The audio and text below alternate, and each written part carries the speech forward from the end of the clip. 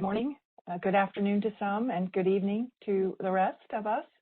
I want to welcome our 148 delegates. This is probably the largest Voorburg meeting that I am aware of. There are 148 of you from 36 countries and 5 international organizations, including our sponsor group, the United Nations Statistics Division, the International Monetary Fund, Eurostat, the World Trade Organization, and the National Science Foundation. I want to officially open the 36th Annual Voorburg Group on Service Statistics meeting. And my name is Bonnie Murphy. I am from the United States Bureau of Labor Statistics, and we are hosting the meeting this year. I am co-chairing the Voorburg Group along with Marcus Frieden. He is from Statistics Sweden. I need to give you a note that this virtual Voorburg meeting is being recorded, and participants will be emailed a link to listen to the recording after the meeting. Only the audio and the content on the slides will be recorded, not the video of the people speaking.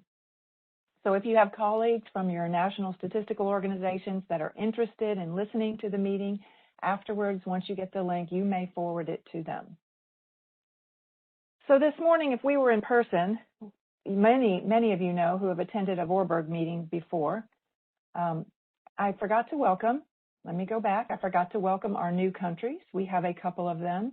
I know for Peru is a country that has not attended before. Thank you, welcome. And also South Africa. If there are others, welcome as well that I have overlooked. I apologize if I've overlooked you. We have a country day for the questions and upcoming plans.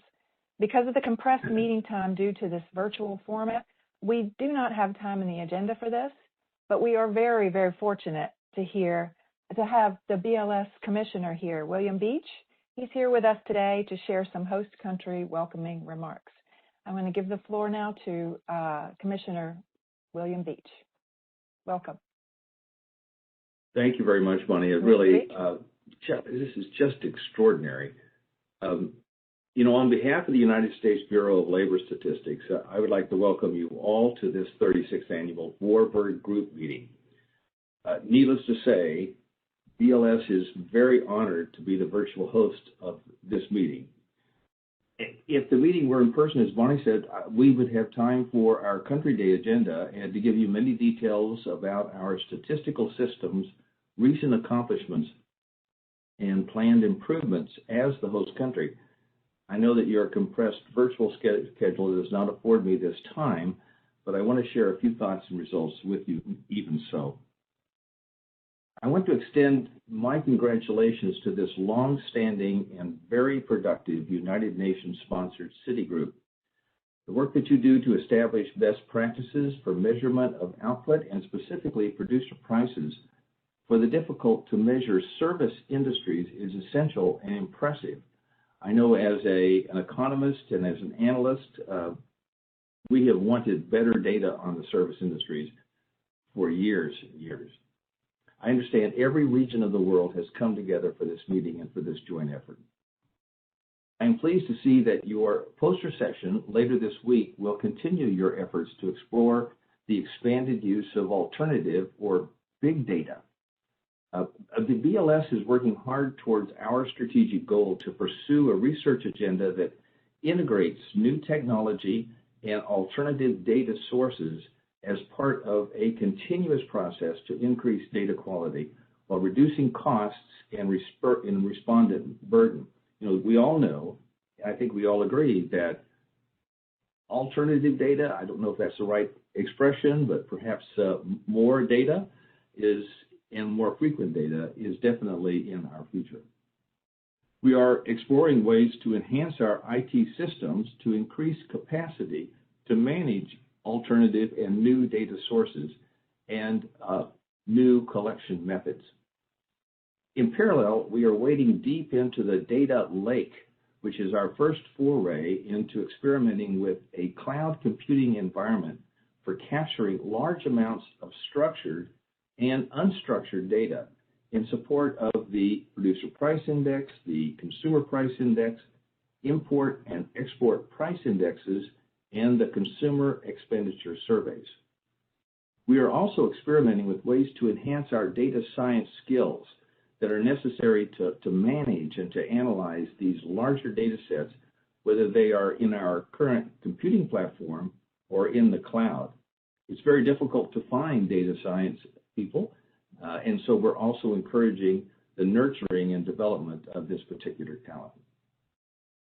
Since the BLS contributes to the Voorburg Group specifically for prices, I'm happy to report that we have been very successful in incorporating large data sets through collaboration across all of our price programs, and we have plans to continue to expand our efforts and support throughout the government of the United States for that.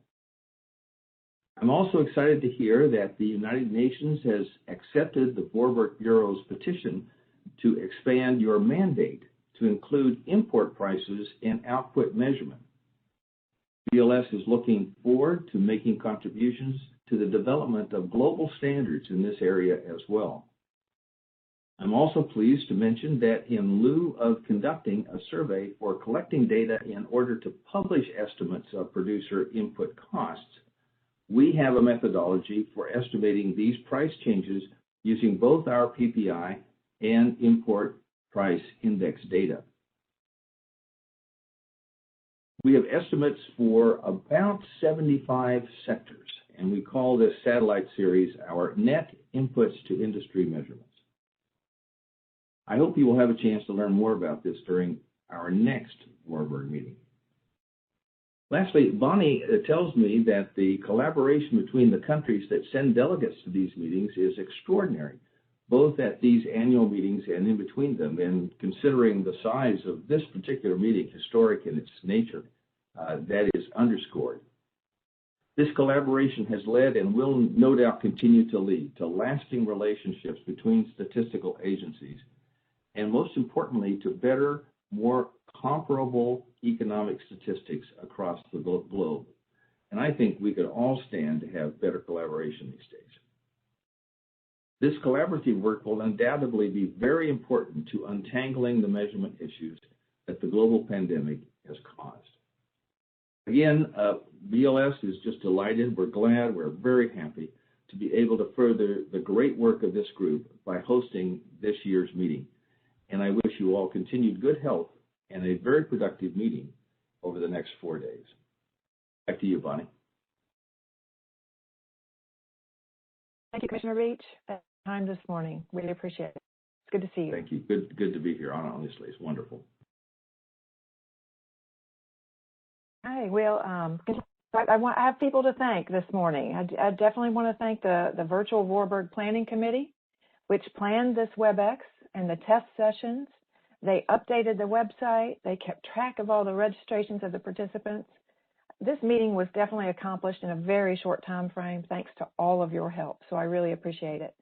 Thank you to the hardworking session chairs, all those that submitted contributions and participated on task forces, and Marcus and the Voorburg Bureau for their organization and their patience with me in organizing this meeting. Thank you also to the BLS volunteers who are working in the background, advancing slides for us and monitoring the audio and video to ensure that the participants have turned them off unless they're speaking, and monitoring the chat for technical problems. Speaking of logistics of the meeting, I want to remind everyone the rules. So during the breaks, please leave your computers on and your microphones muted and your video turned off. There will be a countdown clock. I'm not sure if there will be an audio noise. That's a surprise. To call you back to the meeting once the breaks were over. It will not be as creative as VA's ukulele serenade last year, probably, though.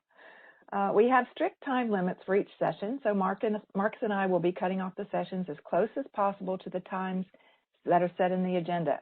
The agenda is, we're going to try to stick to it. It's a bit of a suggestion because we're going to try out breakout sessions this year, and they might take a little longer than what's on the agenda, so please be patient with us. Most important, we encourage all of you to use the chat to request the floor to contribute to the discussion. Once we acknowledge that you have the floor, turn on your microphone and your video if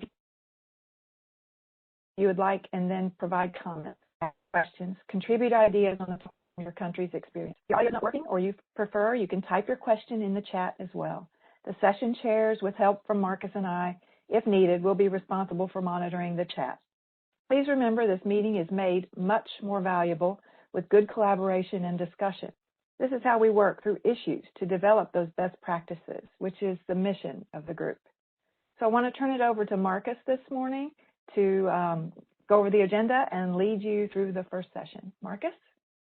Yes, thank you, Bonnie, and thank you, Commissioner Beach also, and of course the whole BLS for hosting this virtual meeting. Without you, this wouldn't be possible. So yeah, I know it's a lot of work behind the scenes. So yeah, thank you very much for this. And as Bonnie said, I'm Marcus Fredén from Statistics Sweden. I'm the co-chair together with Bonnie of the Voorburg Group. And of course, I would also like to welcome you all to this year's virtual meeting. And this year we have a 4 half days. Last year we had 2 half days. So let's see how this different format will work out. But yeah, it worked out good last year. So we'll see if the extension, how it works. But we have lots of interesting topics to be presented and discussed. So I hope there will be a lot of discussions and questions and things coming into the chat over the next 4 days. Looking at the agenda for today, we will start off with 2 presentations, closing off 2 of the industry sessions from last year. And it's on warehousing and storage. And we have a presentation on renting and leasing of motor vehicles. Then we'll have some Warburg information, and we need some of your support and yeah, questions on how to proceed with the future in the Warburg Group. And then we'll have 2 presentations from the UK and Costa Rica of some of the recent work with national accounts and deflators. After that, we'll have a short break for about 15 minutes. Then we'll have a session on that talks about the current pandemic and some of the countries' experience of how to deal with this in the statistics that we are producing. And for the last part of the day, we will talk some more about the future of the Warburg Group. And we will present a draft of a new 5-year strategic plan. So yeah, how to plan the next 5 years within the Voorburg Group. So now it's time to start to the first session. And like I said, we have 2 industry sessions from last year that we are about to conclude. We have Christian from Austria, Christian Puchter, who presents the warehousing and storage, and Emilia from the UK, they have written revisited sector papers, 1 respectively. And so we'll take both presentations at right after each other, and then we will have some if there are any questions or comments, we'll have them afterwards, and we will make a decision if they are proper for to be adopted and uploaded on the website as documents that are they are finalized basically. So I will hand over to Christian Puchter from Austria with the first presentation on warehousing and storage.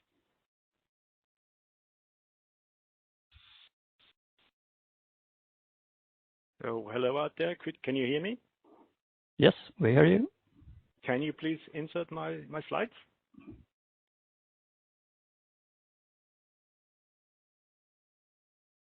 Perfect. So first of all, I want to say hello to the world out there. My name is Christian Puchter. I'm responsible for the Sppi production at Statistics Austria, the National Statistical Institute.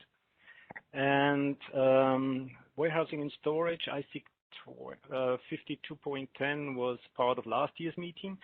As I am well informed, I have to say the next slide, please. Every time I want to skip, so please insert the next slide.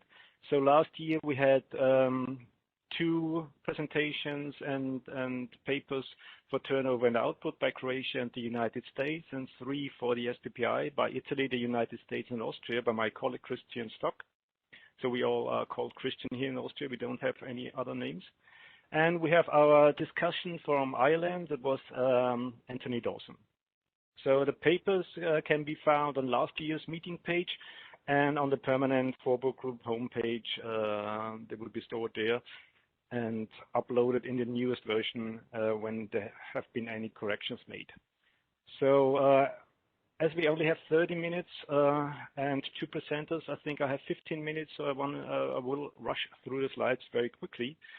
Just to give the audience the possibility to have some questions and maybe our answers. So please, the next slide, where you can see the industry classification. So the ISIC and the NACE were more or less identical because they have a 3-digit code, warehousing and storage, and a 4-digit code, also called warehousing and storage. Contrary, the NAICS is a little bit more differentiated by the different products. They have general warehousing, refrigerated, farm product, and other warehousing. This classification will be important afterwards. So let's come to the product classification, where the world is the other way around. Please, next slide. So you can see the product classification, where the NAPS, the corresponding product classification to the former mentioned NAICS, has only one code, or one code, several codes, but only one definition. That's called warehousing and storage services. And contrary to that, the CPC and the Sppi, the respective product classifications to the ISIC and the NACE, differ in regard to the product. We have the refrigerated storage in the CPC, the bulk liquid or gas storage services and other storage services. And the Sppi has one additional subcategory, like grain storage services. As you have here only one product description for the NAPS, for their turnover collection, they use different and several different collection codes for their turnover measures. So they collect more detail than is here presented in the NAPS, but I will show that later on. The next slide, please, which shows us the definition. As it says that storage and warehousing includes the operation of storage and warehousing facilities for all kinds of goods, like operation of grain silos, general merchandise warehouses, refrigerated warehouses, storage tanks, and so on. And this class also includes the storage of goods in foreign trade zones and blast freezing. And I want to especially highlight the second line of the what is there mentioned for this class excludes, like the operation of self-storage facilities, and this is classified in 68.10. This is where we come back at the next slide when it comes to the B2B and B2C coverage. So I will be there in a few seconds. So according to the paper that's already uploaded to the homepage, I want to now concentrate on the concentration within the industries, and there the countries reported that in general it's a small service branch and it has low entry barriers, but it is rather concentrated in Croatia, Italy, and Austria. For example, in Italy, we have 189 enterprises that generate 74% of the turnover. That's the same for Austria, where we have 144 enterprises, and they all generate 76% of the turnover. So it's rather concentrated in our countries. And in the US, the concentration varies amongst the several sub-aggregates of the US Sppi, with the highest concentration in other warehousing, measured, for example, by how much turnover is covered by the 4 biggest enterprises. And so the highest concentration there is in other warehousing and storage, and followed by, for example, refrigerated warehousing and storage services. But you can find more details in the respective papers of the different countries. We have an issue about the horizontal and vertical integration in Croatia, where due to a merger and acquisition, one big firm disappeared to another nice category, and therefore there was a massive decrease in turnover. And regarding the vertical integration, that could be reached in the case that every single component of the supply chain should be controlled, or that needs to be controlled, or wants to be controlled. But we have a lot of crossing from boundaries, from classifications, and so therefore we have classification issues when it comes to transportation and something like that. As I already mentioned, for the type of consumer of the services, the B2C part can be assumed as inexistent, because the B2C part, as I mentioned it on the slide before, is classified, at least for Austria, in 6810, where all the self-storage is classified. So we have maybe a single B2B index here. And in all papers, I could read about several various legal acts concerning different kinds of regulations according to the products that are stored. So, for example, in Austria, we have the obligation to store a certain amount of gas for a certain amount of months. So, but there have been a lot of legal obligations for food, drug, mineral oil, and gas products in the other countries as well. Please, the next slide. Where I have to disappoint you, because they are not really new products developed in the countries, because we're dealing with storage and warehousing. So things are stored and warehoused and maybe need to be cool stored and something like that. But so really new products, like something completely new is not in sight. We have rather an enlargement of services the storage and warehousing enterprises provide, like there's some kind of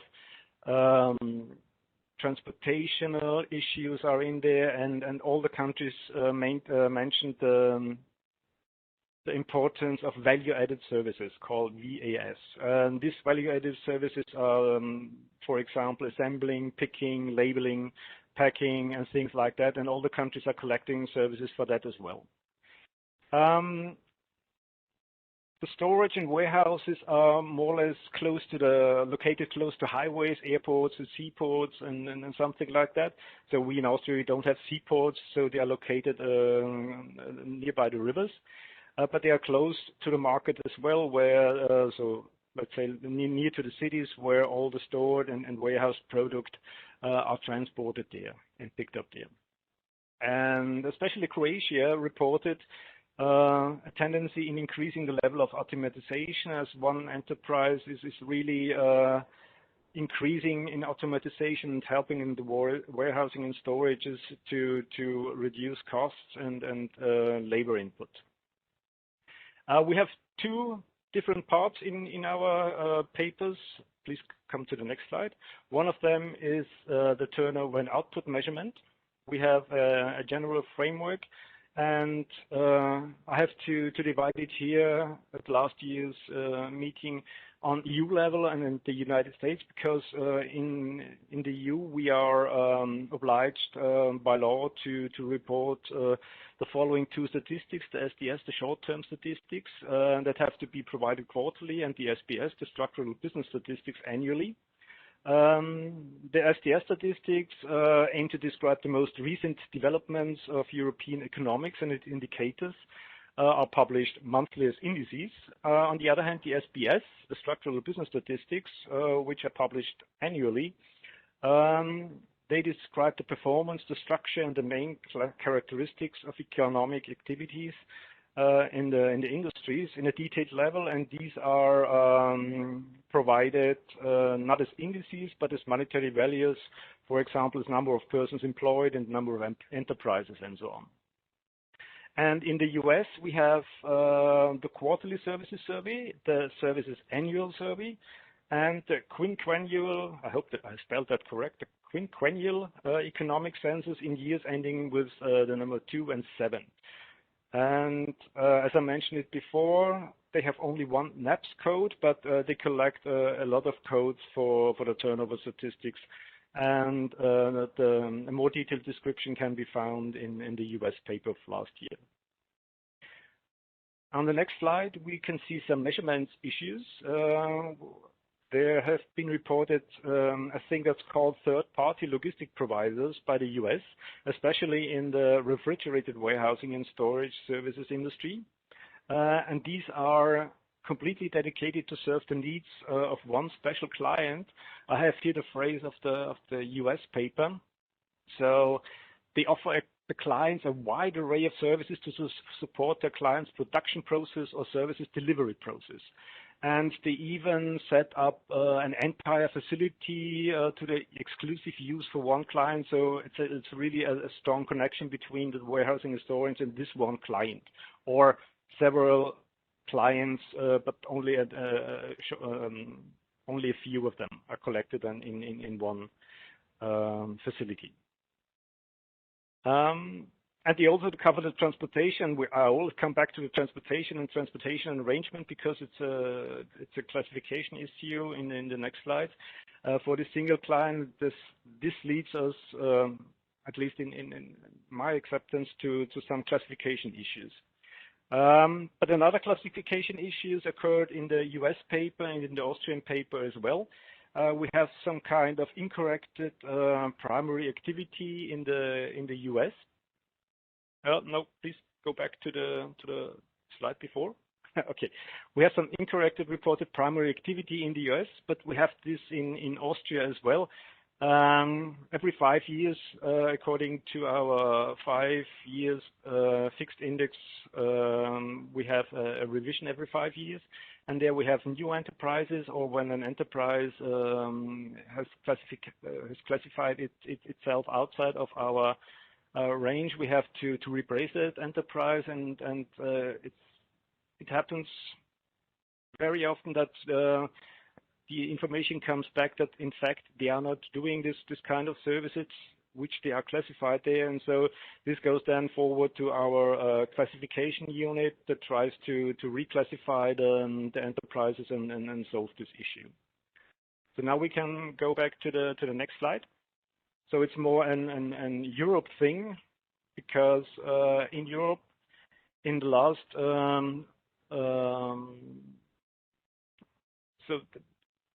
before 2021, we have only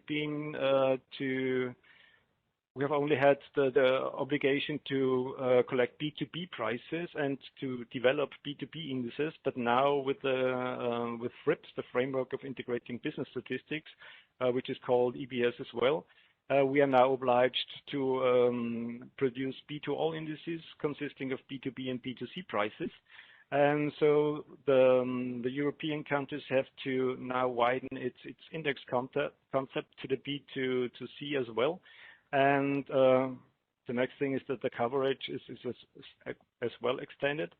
But as I told you before, the B2C part seems to be inexistent in the service branch we are dealing with today.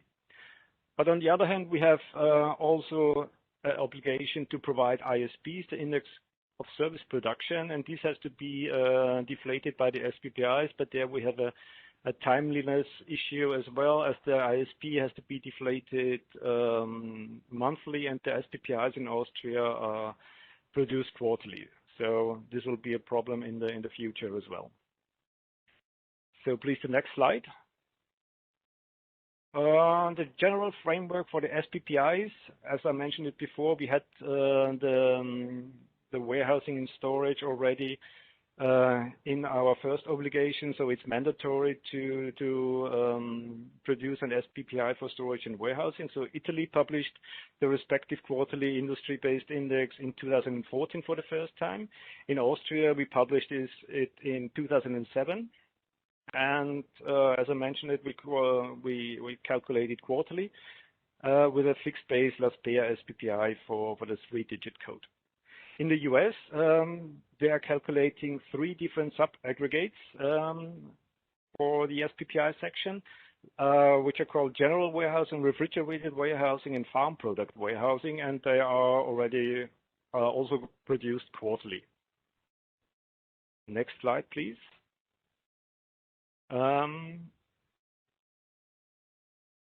In in Italy and Austria, we have to produce industry SPPIs because maybe I have to explain that. Italy and Austria are producing industry SPPIs.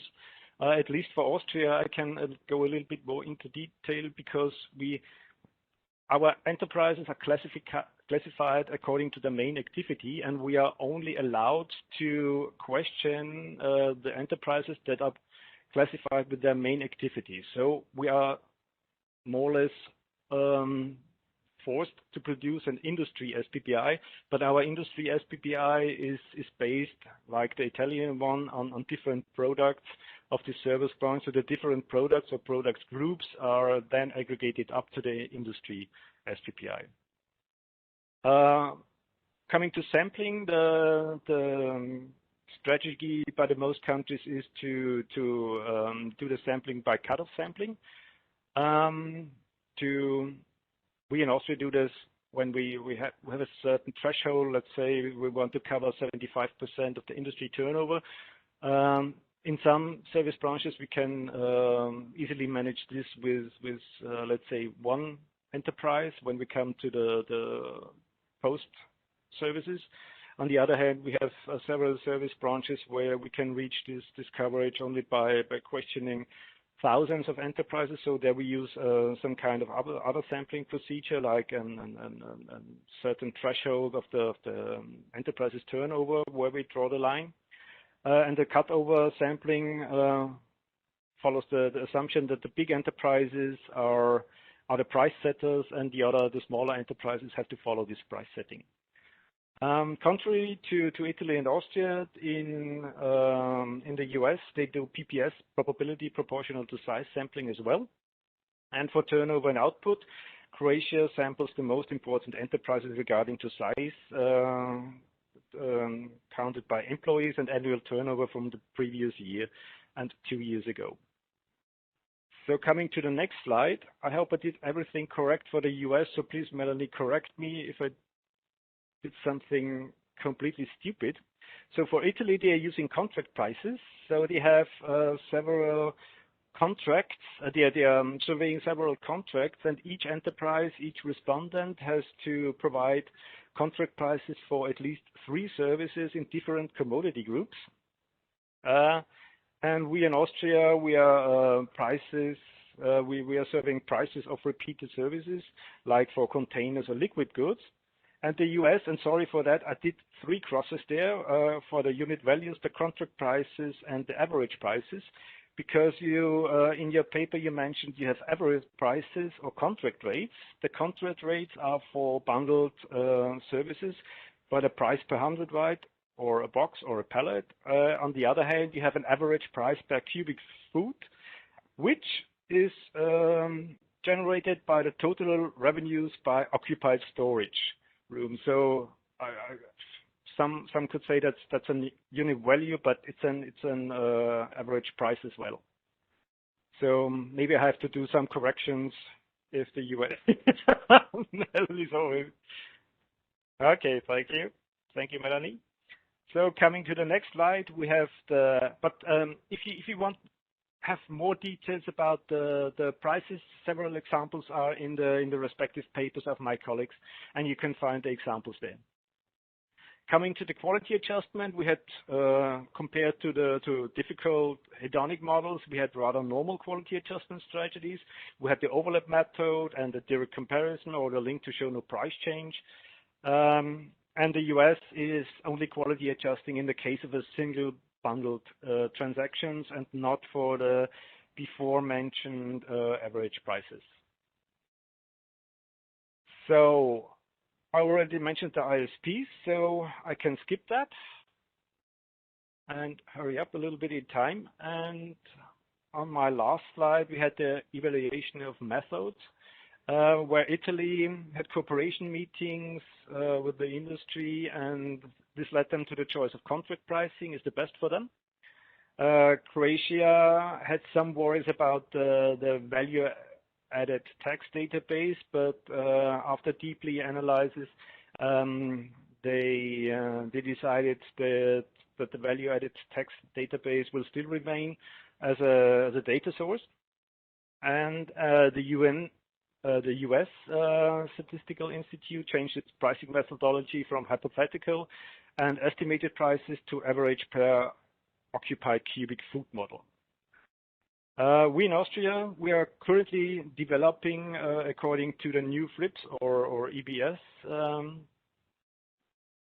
standards, and we also do the same way like Italy did. We contact the Chamber of Commerce and the experts of the branch and try to set up the best practice methods that could afford a way that the prices are corrected, prices are reported and collected in a way that they could be useful for the index, that they are valid, and they are minimizing the respondent burden. So we are also have cooperation meetings with experts in the development process. And the future challenges and the way to meet them is, I've mentioned it, that we have not so new services, but the updated services are much more broader than only pure storage and warehousing. So we have a lot of transportation, we have value-added tax service, we have services especially for one client in the US. So I think there are classification boundaries that could be balanced and on the other hand should be respected. So maybe this is the question for the future, maybe for the next classification revision, that could be maybe some kind of an issue for the upcoming years. So that was it for the moment, and I want to give back to the colleagues, and I'm not quite sure if the question and answers after the second presentation, but I give the floor to Markus again. Thanks. Yes, thank you very much, Christian. Yeah, I was thinking we'll have the questions after the next presentation. So I'll just hand it over directly to Emilia from the UK. You have the floor. Thank you, Markus, and thank you, Christian. Thanks. Yeah, those are my slides, right? So hello and good morning, good afternoon, good evening to all of you. I'm Emilia Judith De Silva Parker, and I work at the Office for National Statistics from the United Kingdom. Last year, this time, I chaired the session on the sector renting and leasing for motor vehicles. Next slide, please, Marcus. And the countries whose experience I have summed in the paper that is also on the website are as follows. So on turnover, we had presenters from Statistics Sweden and INEGI Mexico. And we also had, it was Maria Nilsson and Ramon who presented at the conference last year. On the prices side, we had Cristina de la Fuente Jimenez from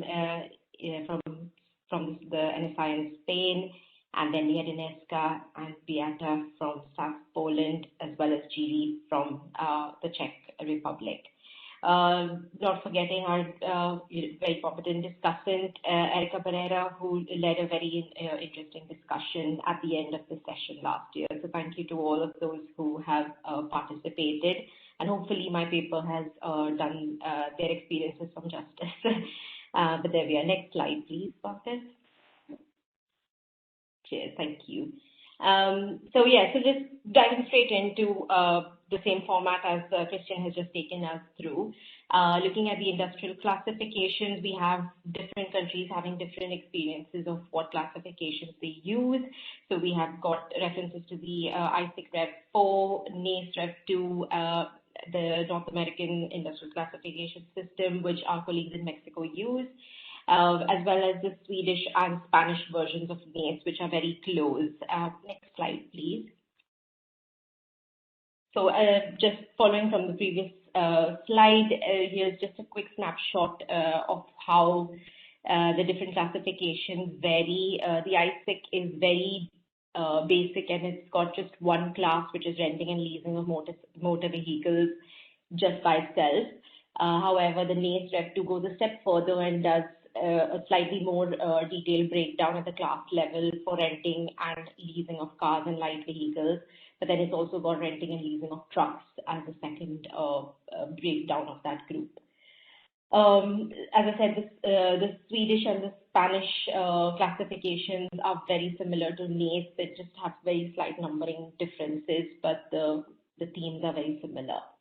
Of course, as before, as Christian has talked us through as well, the North American classification system is more detailed and there does seem to be more breakdowns.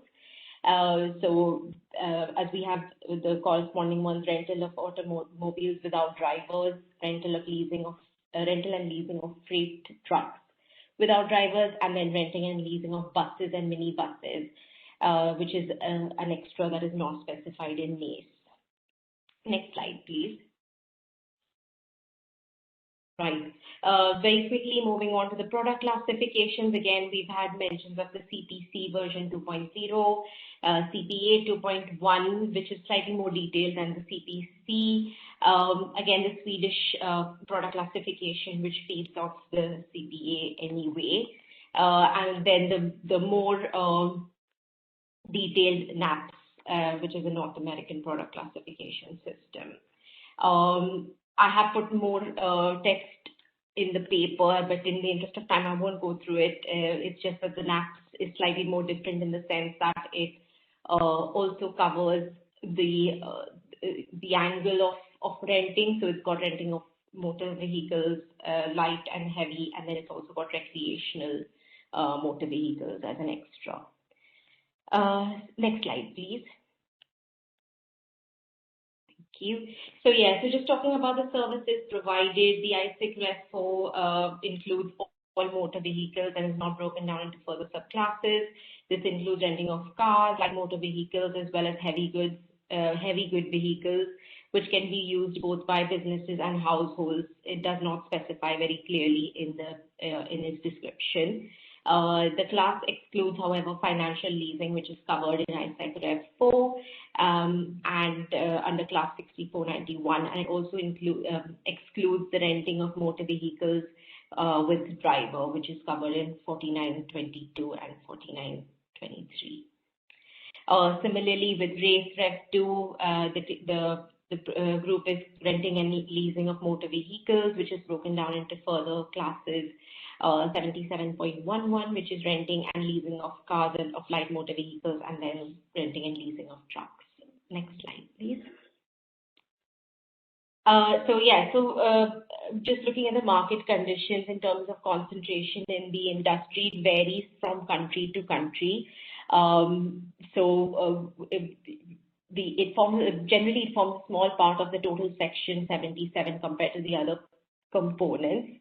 But it also is highly concentrated in countries like Spain, for example, but in countries like Poland, where the industry is still developing, it is not yet fully concentrated. There's a 50-50 mix of both small to medium-sized enterprises dominating the turnover share alongside larger enterprises there. Also, looking at the horizontal and vertical integration, there isn't much to go on from the paper submitted on that. It just varies from country to country.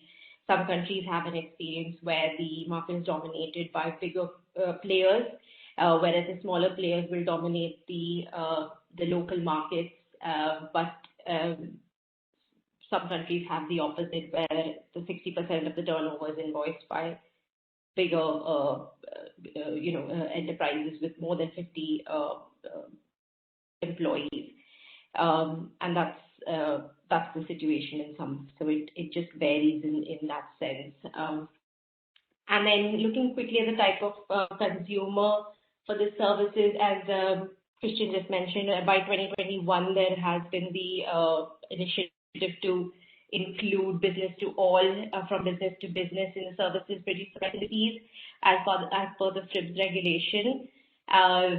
Most of the countries that had participated in this section last year were gearing up towards implementing that. That was that. And then public regulations affecting the market situation, the main one being COVID restrictions since 2020. Obviously, this industry has been hit, especially in the countries with heavy tourism presence, because we know what happened back in March last year with the border shutting down. There wasn't, and also with work from home and local restrictions on movement. So that was something that had a big effect on turnover, especially for industries with main activities in this industry. Next slide, please. Okay, so development of new products and services. The service definitions for these products have been same for a long time. However, this industry is evolving with digital agents and third-party comparison sites being on the increase.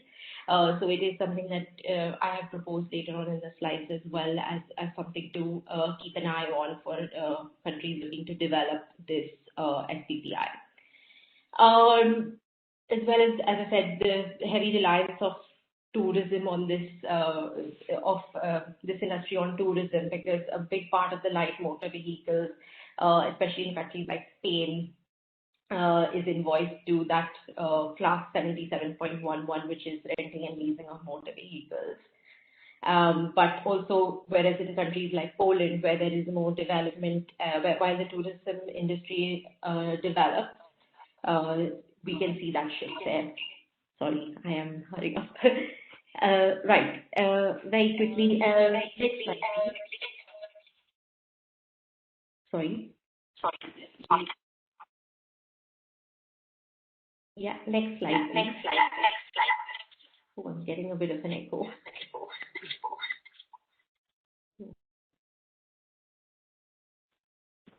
Right. Okay, let me continue. Thank you. Right. So, look at turnover measurement and the general framework very similar to the EU member states. Sorry, can I please request that you want to on mute, because I am getting a bit of an echo. Sorry. Thank you. Right. Yeah, so just looking at the general framework, generally the STS is what regulates the quarterly statistics for turnover, but the structural business survey is the annual business survey that most of the EU countries will pull their turnover off. Also, it's the equivalent of the STS is the RENM for our colleagues in Mexico and those who follow the North American classification systems. Next slide, please. Thank you. Just looking at the quick measurement issues, the enterprise size, as I said, the dominance of smaller or larger enterprises varies by countries. Admin data used as a sample frame, as I said, where tax records data makes a good data source in terms of sampling from. However, questionnaires are needed to capture detail level information if they're going to be used in pricing. So that makes the acquiring data quite expensive. Next slide, please. Looking at the prices measurement, looking at the general framework in Europe, the SPPI complies with the STS regulations and is published on a quarterly basis in most countries. However, based on data availability and ease of collection, data can be collected on a monthly basis as per the short-term statistics remit. Key users of the price data are colleagues in national accounts and deflators, but also there are uses for inflation for other private and non-private organizations as well. Next slide, please. And just looking at the product structure and the importance of the product level details, as I said, product classifications are not very detailed enough. Even with the CPA 2.1, it tells you quite clearly, and you'll see in the annex of the paper about what is included. So as what's classified as heavy and light. So the light vehicles are anything less than 3.5 tons inclusive, and everything greater than 3.5 tons forms a large or heavy goods vehicle. However, it doesn't. One of the options that most NFIs have routes one of the routes that most NSIs have opted for is to classify products also by short-term and long-term rentals, because that is a big price determining characteristic. And the classification doesn't specify that, and that is something that makes comparisons quite difficult. Again, homogeneity of product needs to be ensured with this, because you need to be on top of quality changes so as to not inflate artificially the price where changes in car specifications happen quite frequently. It is something that NSIs have to stay on top of. And lack of waste data as well as lower detail level is an issue for like for our colleagues in Spain, who don't have enough waste information for class 77.1 2, which is the rental of larger vehicles. However, it does form a smaller part of the total turnover, which is why they chose to classify only a 77.11 at that detail level. And then lack of admin data available as well. Questionnaire seems to be the best way to collect this data, because there's no direct at the detail level. There's no direct source for administrative data. Next slide, please. As I said before, there are quite a few price determining characteristics. The main ones from all the papers were the car category. So if it's a high-end, medium-end, or low-end car, that will determine how the price of the service is set. Again, the mileage of the contract. So when you're renting or leasing either a big vehicle or a smaller light vehicle, the limit of kilometers will impact the price. Renting or leasing duration. Again, as I said, most of the countries choose to classify as short-term or long-term, and additional services included in the price, for example, insurance, servicing of the car if it's a long-term contract, and things like that. And also scope of the service and additional information related to the service, as well as type of client. Example, if the client is a company or private person or foreign or domestic client. Hopefully with the implementation of Sppis, this will become easier to capture now. Sorry, next slide. Thank you. Just quick snapshot of the pricing methods used. So there were 3 countries, as I said earlier: Spain, Poland, and Czech. Of methods. The main types used were direct use of prices of repeated services among all 3. Poland also use a mix of direct use of repeated prices or transaction prices alongside contract pricing and unit value. Next slide, please. And just very quickly, lastly, to sum up, as I said, for colleagues in Spain, these statistics are still under development. However, for all the countries that participated and that are implementing the Sppis regulation, we expect to see some changes in 2021. There are challenges around data collection, which, as I said before, that is questionnaires are expensive to administer, and some countries, while data collection by form and by online data collection has been introduced, this is expected to lower the burden from traditional data collection methods. However, given the challenges, the statistics are still considered fit for purpose in all NSIs, even though it has a scope for development. Next slide, please. And just quickly, a summary of the future challenges as outlined in the paper. So, as I said, lack of admin data sources. However, looking at the international comparison of the alternative data sources questionnaire, which some of you have filled, there is a potential for web scraping because, as I said, there's a big development that we've seen with these third-party comparison sites like Expedia, Booking.com, and package holiday sites as well, which form that rental of light motor vehicles as part of packages. So that's something to bear in mind for NSIs looking to implement this industry in their SPPI. Also, one other challenge which I've been thinking about is with the global initiative to reduce carbon footprint and different governments' emissions to reduce their emissions overall.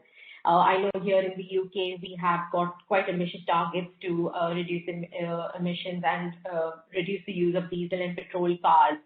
So while with these initiatives there's likely to be a quality change introduced into hybrid and electric cars, is something that NSIs will need to be ready for to capture. This may also give rise to other industries that will with like, for example, charging points for electric cars. So that will interact quite closely with this particular industry.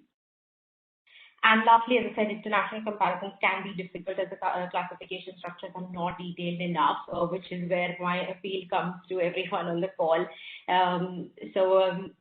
Bonnie and Marcus have generously allowed me to run a questionnaire after the event. This is not to be confused with the feedback form, which they will be sending around later. So after the feedback form goes out, I will be asking all the participants, one representative from each country at least, to respond to the questionnaire to capture what difficulties are there in capturing this industry, and just a few more details like that, but hopefully won't take too much of anyone's time there. And yeah, that's it from me. The last slide is just to say thank you, and if any questions, sorry, we had quite a bit, so I'm going to stop talking.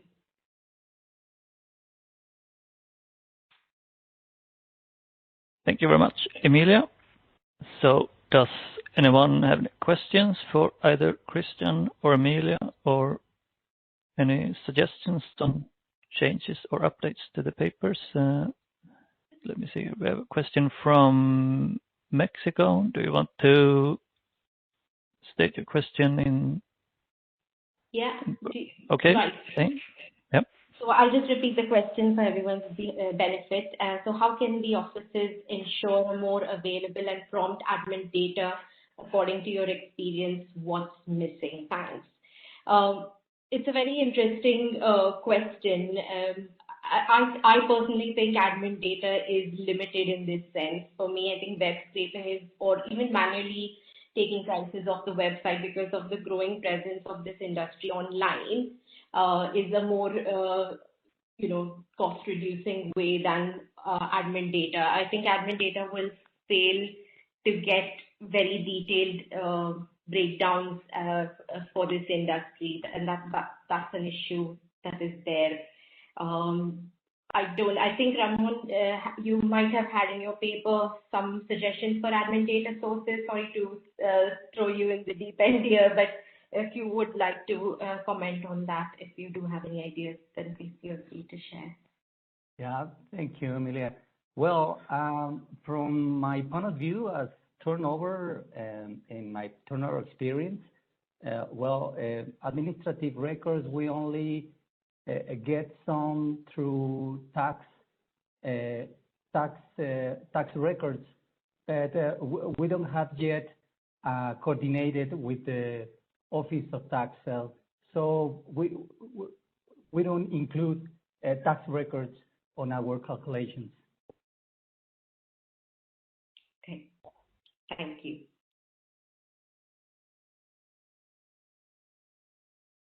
Okay, so Melanie, do you have a question, or someone else from the BLS? Yes, I just had a comment on the warehousing for the U.S. Christian, you did a great job explaining the different price methodologies that we use. I can see how some would consider our average pricing to be a unit value, since we're doing it per square foot or cubic foot of storage. I did want to point out that we actually produce our statistics monthly. We produce them monthly and measure them monthly and not quarterly. Oh, sorry for that. I've noted it. But I have to make some corrections in the paper as well, because I found some errors after sending it, and I even found an Easter egg, because there is a table in there concerning telecommunication the countries are doing. So I have to correct something as well. But I have noted that, and thanks, Melanie. Thank you. We weren't going to say anything, Christian.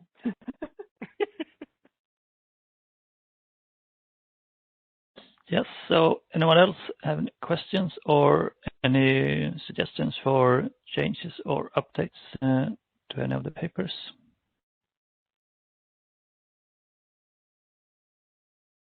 No. I guess there is some time for making the updates. Bonnie, do you know when we exactly, is it in November that we want them finished, or? They need to be uploaded similar to last year. They have to be final and uploaded in January. Okay, yeah. So, yeah, Christian has some time if he wants to update some things. Yes. Okay, but should we round off this session? So thank you again, both to Christian and Emilia. And I will hand it over to Bonnie for the next agenda item, information session, so to speak. Okay. So we're going to accept the 2 papers as submission to the UN, unless we hear anything different in the chat. Mm-hmm. Right, yes, Marcus? yes, of course, yes. Okay. Okay. All right, I have to share my screen very quickly.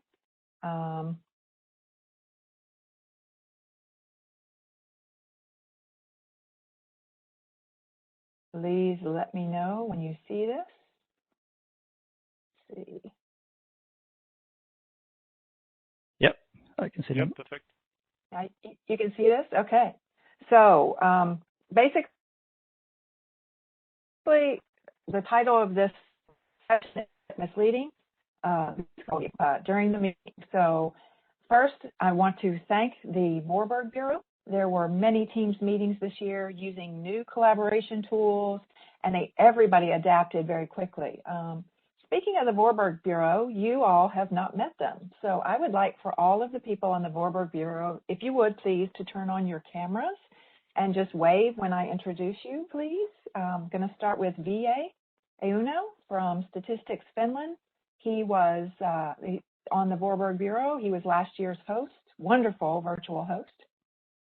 VA, can't see your screen right now because I'm sharing, but Dragos Ifram from Statistics Canada, he is our Warburg secretary.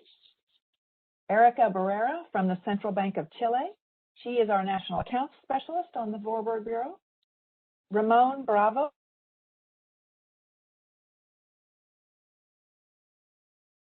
as you've heard from in the other session, from the Christian Poster from this morning from Austria, and Craig Taylor from National Statistics in the UK. Ruth Weisner from the Bureau of Statistics in Israel. That makes up the Voorburg Bureau right now. All right. Thank you all very much. We do have for next year, so this is your homework. For next year, we have 3 vacancies to fill on the Voorburg Bureau. As you can see from my slides, the secretary will be vacant. There will be some time for Dragos to train the new secretary. So if you're interested in the secretary position, please nominate yourself. Please volunteer. Or if you want to nominate someone else, email Marcus and I before the meeting begins on Wednesday this week. So you have to think about who you would like to potentially serve on the Voorburg Group Bureau. We're accepting nominations and volunteers. Since it's very hard to nominate when we're not in a meeting, volunteers are good as well. The other 2 positions are vacant, one of which will be saved for next year's host, because we replaced last year's host with the next year's host. So speaking of next year's meeting, the Voorburg Bureau feels that we should plan a virtual meeting, one more year, and then hopefully we can meet in person again in FY23. We're looking for a country to host the virtual meeting. We've had one country potentially interested, but we don't have a host yet. We have a draft virtual meeting host guide and a lot of lessons learned that we can provide to you if you want to ask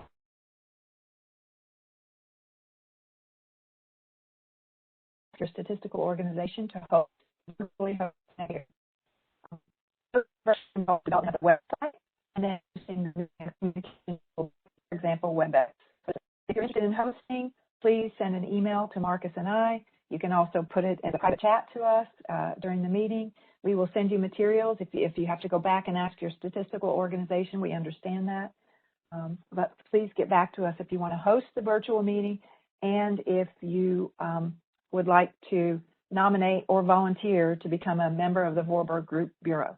On Thursday, we will announce the new members that will serve in the 2022 meeting of the Voorburg Group Bureau meeting. The Voorburg Group Bureau will have a meeting Wednesday after this session is over, and we will make some decisions about who should serve next year. Moving on to soliciting topics for next year's meeting. This is more homework for you.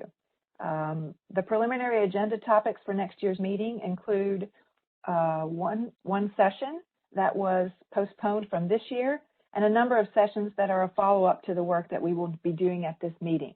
There are two ways to express interest in the virtual 2022 meeting in making a contribution. The first is to use the chat to let us know you're interested, not only in hosting, but to provide a contribution to next year's meeting. I have the proposed agenda here on the screen. We have industry-based sessions that the Voorburg Bureau got together and brainstormed topics, potential topics for next year. These are suggested topics that we have come up with, and we are asking for volunteers to contribute to these sessions. So I want you to think about this for your homework and then send us emails. Be prepared on Thursday's session to, we have 30 minutes that we are set up to receive contribution from countries. We understand if you want to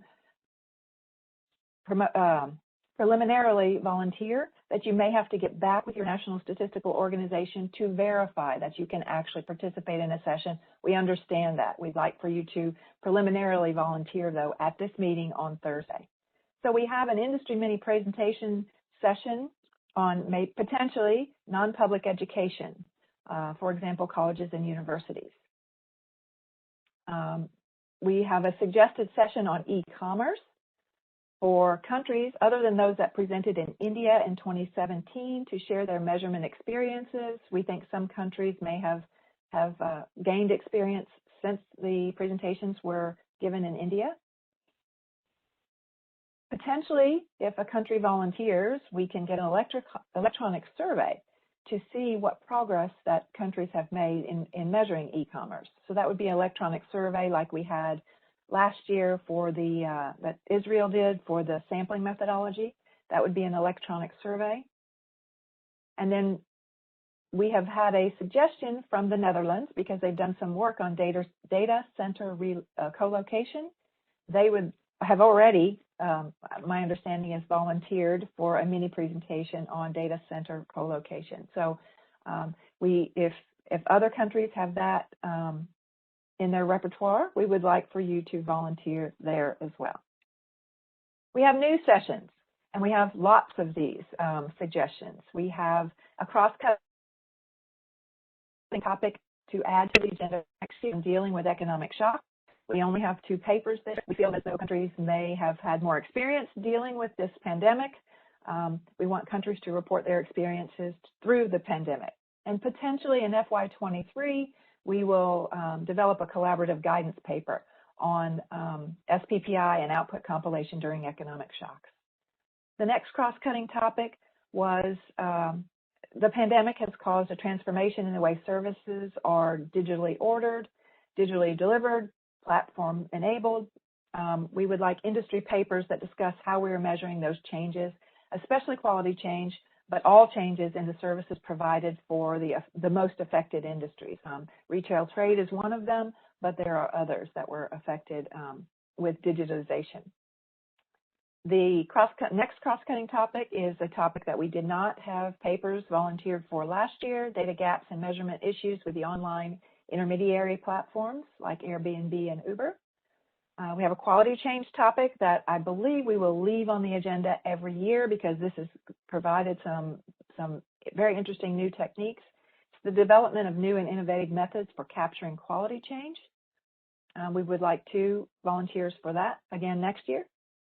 And then the next topic is innovative price or output products that incorporate combined domestic and import prices or an output in published areas. So if you have a product that combines domestic and import prices, we'd like to hear about it next year.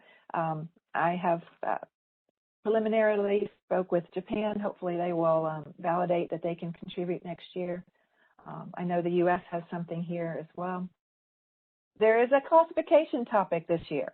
Wholesale trade is classified by products that are wholesaled rather than services that are actually provided. Based on our collective Warburg experiences measuring wholesale trade output and prices, can the Voorburg Group produce a collaborative classification paper suggesting service designations that might be appropriate for classification? Faye Dorset has agreed. She's a Warburg delegate this year from the U.S. Census Bureau. She is our liaison to the ISIC and the CPC revision task team for the United Nations. And this is one topic that potentially, if we can come up with some guidance, she can take back to that group. Next is we want to revisit the globalization topic, particularly around acquiring data from multinational enterprises, where more countries participate and we aim for a more advisory approach for all countries. The next topic is modernization of production systems. There is a similar topic in the Sppi expert group as well. We know that we've had to modernize quickly due to the pandemic, so this should be an interesting session, I think, if people would like to share a demonstration of how they've modernized their production systems. We have 3 task forces. We want to build on the results of the poster session later in this meeting on criteria for fitness for use of alternative data to establish global guidelines documents for alternative data use. So that would be a task force, hopefully of 3 people. Another task force to propose an engagement plan for Voorburg Group that aims to maximize collaboration between members and make the most of new collaborative tools to support this. The Voorburg Bureau has tried new tools this year. We've already started to share. We used a new collaborative tool called Miro, I think it is, or Miro, and that was very, very successful in our strategic planning. And then the last task force is outreach and how we are engaging with UN city groups and other international organizations and how we further enhance our role providing guidance for developing countries in their production of output statistics. We've done this year with reaching out to city groups and international organizations. We have 5 of them. That's more than we have had in the past. We do not have yet a national accounts topic, so we would love for you all to suggest a topic there as well. We will be taking suggestions for new topics, and then I will add them to this PowerPoint slide and present them on Thursday for us to get new sessions for our 2022 meeting. That's it for my session. Please use the chat to volunteer yourself for the Voorburg Bureau to potentially host the Voorburg meeting next year, and please propose new agenda topics for next year's meeting as well. Use the chat, send an email to Marcus and I. Our email addresses are on the Voorburg official site in Statistics Canada if you're looking for them. They're also on the United Nations Statistical Division's site under the Voorburg Group, also linked on the BLS website as well. Thank you all. Thank you, Bonnie. So we'll go right to the next session. It's on national accounts. So we will start with the presentations from Rika and Craig from the UK tell a little about their Deflator Gateway. Yeah, thank you, Marcus. And can you hear me okay? Yes, I can hear you. Yeah, good. Hello, everybody. Good morning, afternoon, and evening. So just to introduce myself, I'm Craig, and I work at the Office for National Statistics in the UK. In my role, I lead on deflated development research and also work on sources integration within economic statistics. The actual session we've got for the next sort of 50 minutes actually focuses on 2 country presentations. So there's but both have a sort of view of developments in the national accounts space. From the UK's perspective, our presentation covers a bit of a focus on what we've done with regards to deflated processing and sometimes what we refer to as the Deflated Gateway. Alison from Costa Rica will also be giving a presentation on some developments to the Costa Rican national accounts. So I think what you have over the next sort of 40-50 minutes is 2 presentations that cover different developments, but hopefully you find that interesting and have maybe some shared experiences from your own countries. I'll begin the presentation of the UK, and then I'll be passing to Rika, who will take us through the sort of second half of the presentation. So if you could just move to the next slide, please. Yeah, so what we thought would be quite useful is just to give a little bit of context around why we're taking forward this initiative. So I'm just going to give a little bit of the background to some of the drivers and some of the sort of the history around this, and then Rika will spend the sort of latter half of the presentation and talking a little bit more in detail about the development so far. It is very much a work in progress. We've come a long way, but we still have a fair way to go. Next slide, please. And one more, please. Thank you. So just to introduce the Office for National Statistics and as a whole. So the ONS produces a lot of UK's core economic statistics as well as other statistics. So with regards to economic statistics, we've got the national. We produce the national accounts. We have in-house prices, labour market. We also lead on things like balance of payments, which for a lot of countries that's produced by central banks. So one of the key aspects of the UK's economic statistics is the fact of its integration, which allows a number of positives, but there are also some challenges. So on the positive side, it means that we have quite a consistent set of accounts. So if you were to take the rest of the world sector from the sector of financial accounts, that's consistent with the UK's balance of payments, and that's kind of enforced on us because of our integration. Change actually it does make change quite challenging because we have to, if we make change in one side of the accounts, then we have to make sure that ripples through the whole accounts in the same way. So that ensuring that change and consistency does present its challenges. But from a user perspective, it is quite nice to have just one set of data that's consistent. The ONS as a whole as well also looks after population migration. We've just recently done the UK 10-year census as well, and there's a variety of other statistics such as social stats around crime, human capital, and well-being. If you could, next slide, please, and one more, please.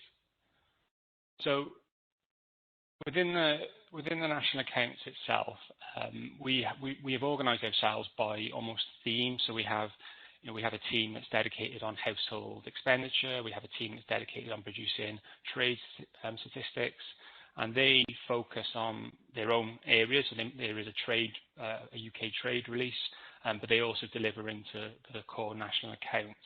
And in terms of the deflators themselves, they've tended to be produced and compiled by each of those teams. And in terms of the journey, the data journey, Price's colleagues deliver into those different compiler areas, and that process then takes place. Now, over a number of years, this is resulted in somewhat of a black box in terms of understanding what's actually going on in different areas of the national accounts in terms of the deflator compilation. There are some inconsistencies. It's also led to some inconsistencies between methods and sources in terms of how those deflators are compiled. So that's partly because of the way they're captured in different teams, and therefore that evolution of change has meant that sometimes there can be some differences. Next slide, please. So this just is an illustration of that. So in terms of the as-is, we have our prices colleagues who deliver business prices and consumer prices. We also have other admin sources that feed into the national accounts. And this is delivered into, this has a number of different entry points. So it's delivered directly into compiler system A, also into compiler system C, who in turn do some further processing and deliver into compiler system B, and then eventually to get our volume estimates. It's fair to say if we were starting from scratch, then we probably wouldn't organise ourselves in this way. This is primarily evolved over a number of years as we've added different new things to the accounts, but it has resulted in a fairly inefficient process, really, in terms of how we get to the processing of deflators and compilation within the national accounts. So next slide, please.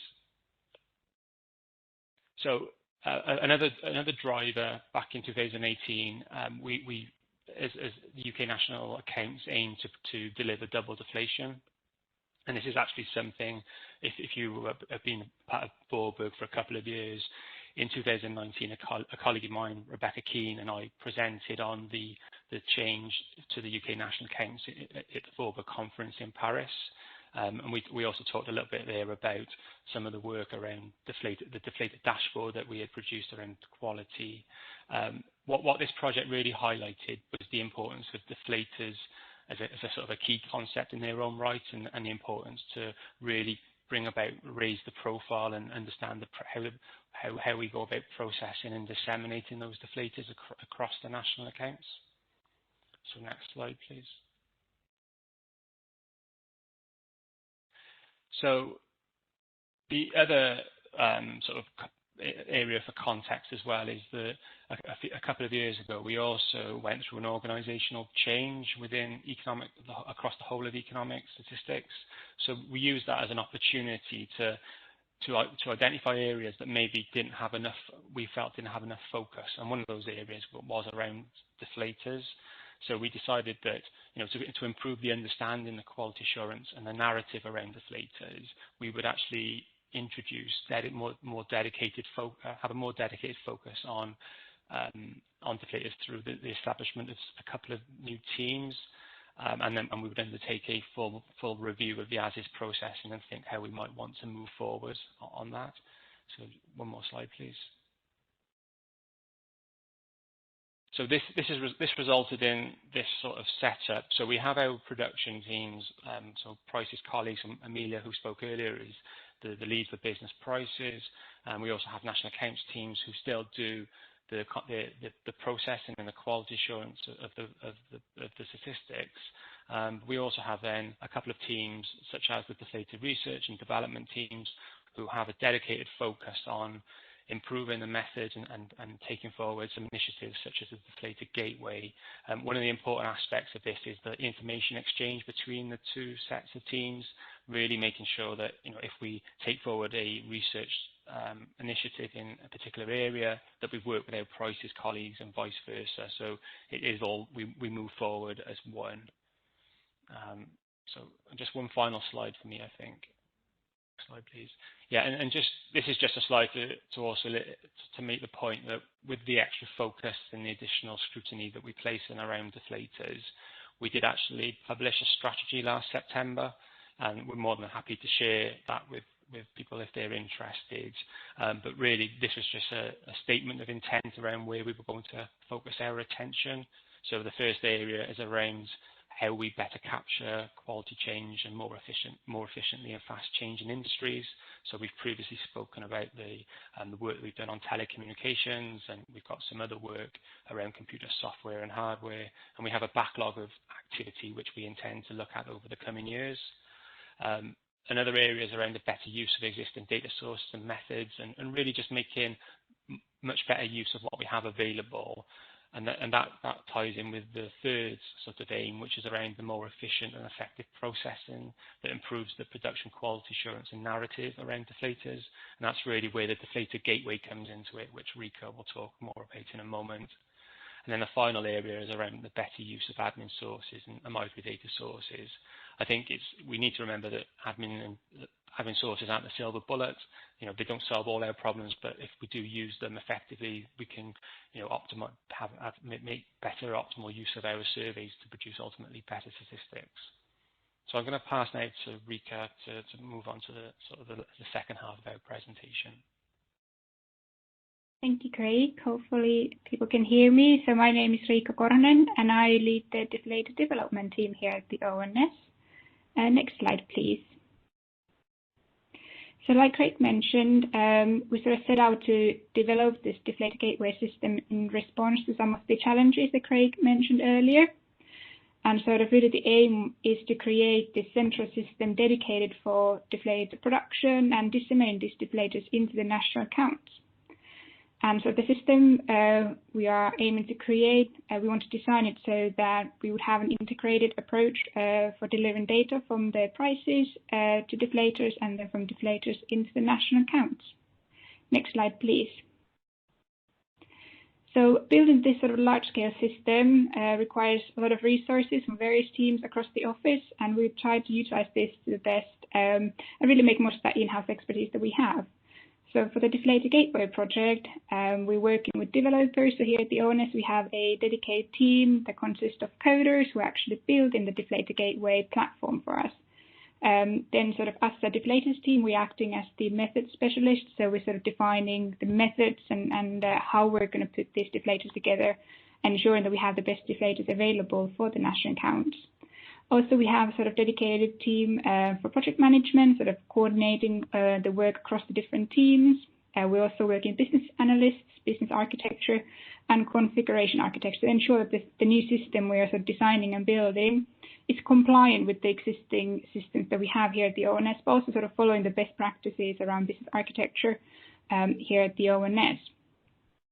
Also, our key stakeholders are the different teams across the national accounts. We're really treating them as our customers for this project and ensuring that what we're building kind of meets their requirements. Next slide, please. So the Deflated Gateway project has got several aims that we want to achieve. So first, we want to create a streamlined processing systems for deflators to deliver these deflators to the various systems across the national accounts.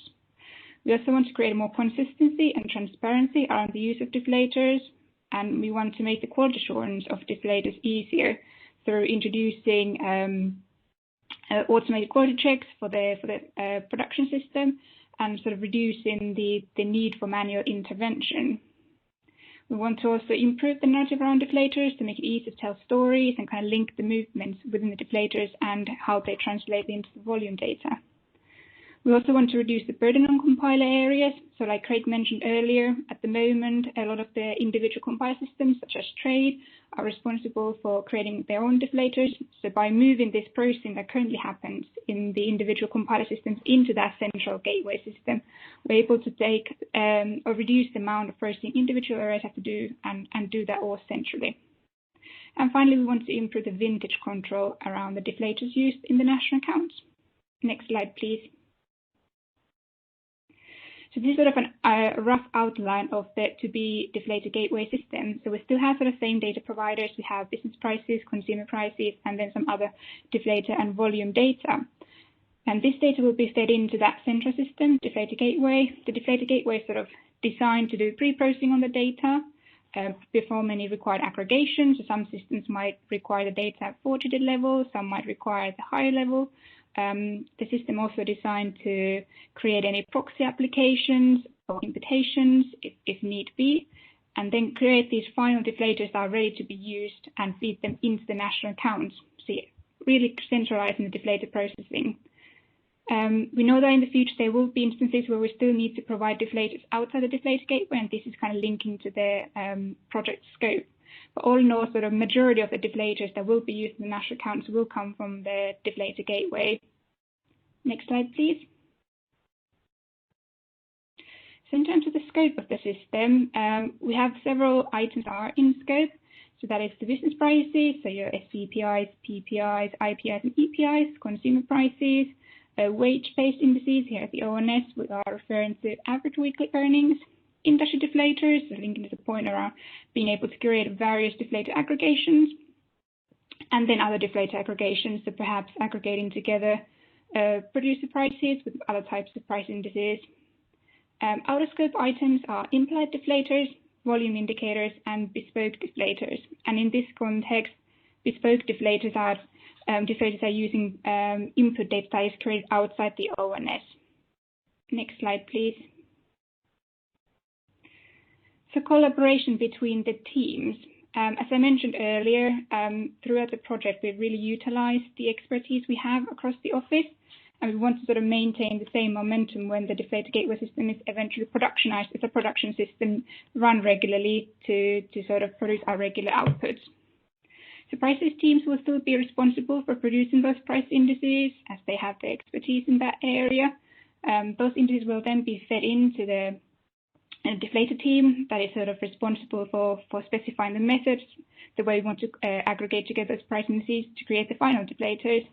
The Deflated Gateway team is a sort of integrate team in the national accounts that will be responsible for running the Deflated Gateway system to make those deflators available to the national accounts on monthly and quarterly basis. Then we have the teams in the national accounts. They are the customer of this process. They will receive the final deflators at the end of the production round. They will still be responsible for using those deflators within their own systems to perform the deflation process. Should the national accounts teams have any questions about deflators, or if they identify any sort of future needs for research, they should be able to contact the different teams involved with this process. So perhaps if they have a question around how do we sample prices for this specific service or product, they would be able to talk to the prices team. If they have any questions about methods used for aggregating different indices together to create the final deflator, they could talk to the deflator team. Equally, if they have identified research need to sort of further develop a deflator, the deflator team will be the right person to talk to. And finally, the Deflated Gateway team will be able to sort of respond to any questions around the process of creating the system, the deflators, and sort of running the Deflated Gateway system. So really making, again, best use of that in-house expertise, given that ONS is in a good place, that we have all these teams in-house. Next slide, please. So the Deflated Gateway is a sort of multi-year project. This is sort of a roadmap for the project. So the first phase, step one, that we aim to do is to establish that Deflated Gateway platform that we can then use to do the processing and disseminate data into the national accounts.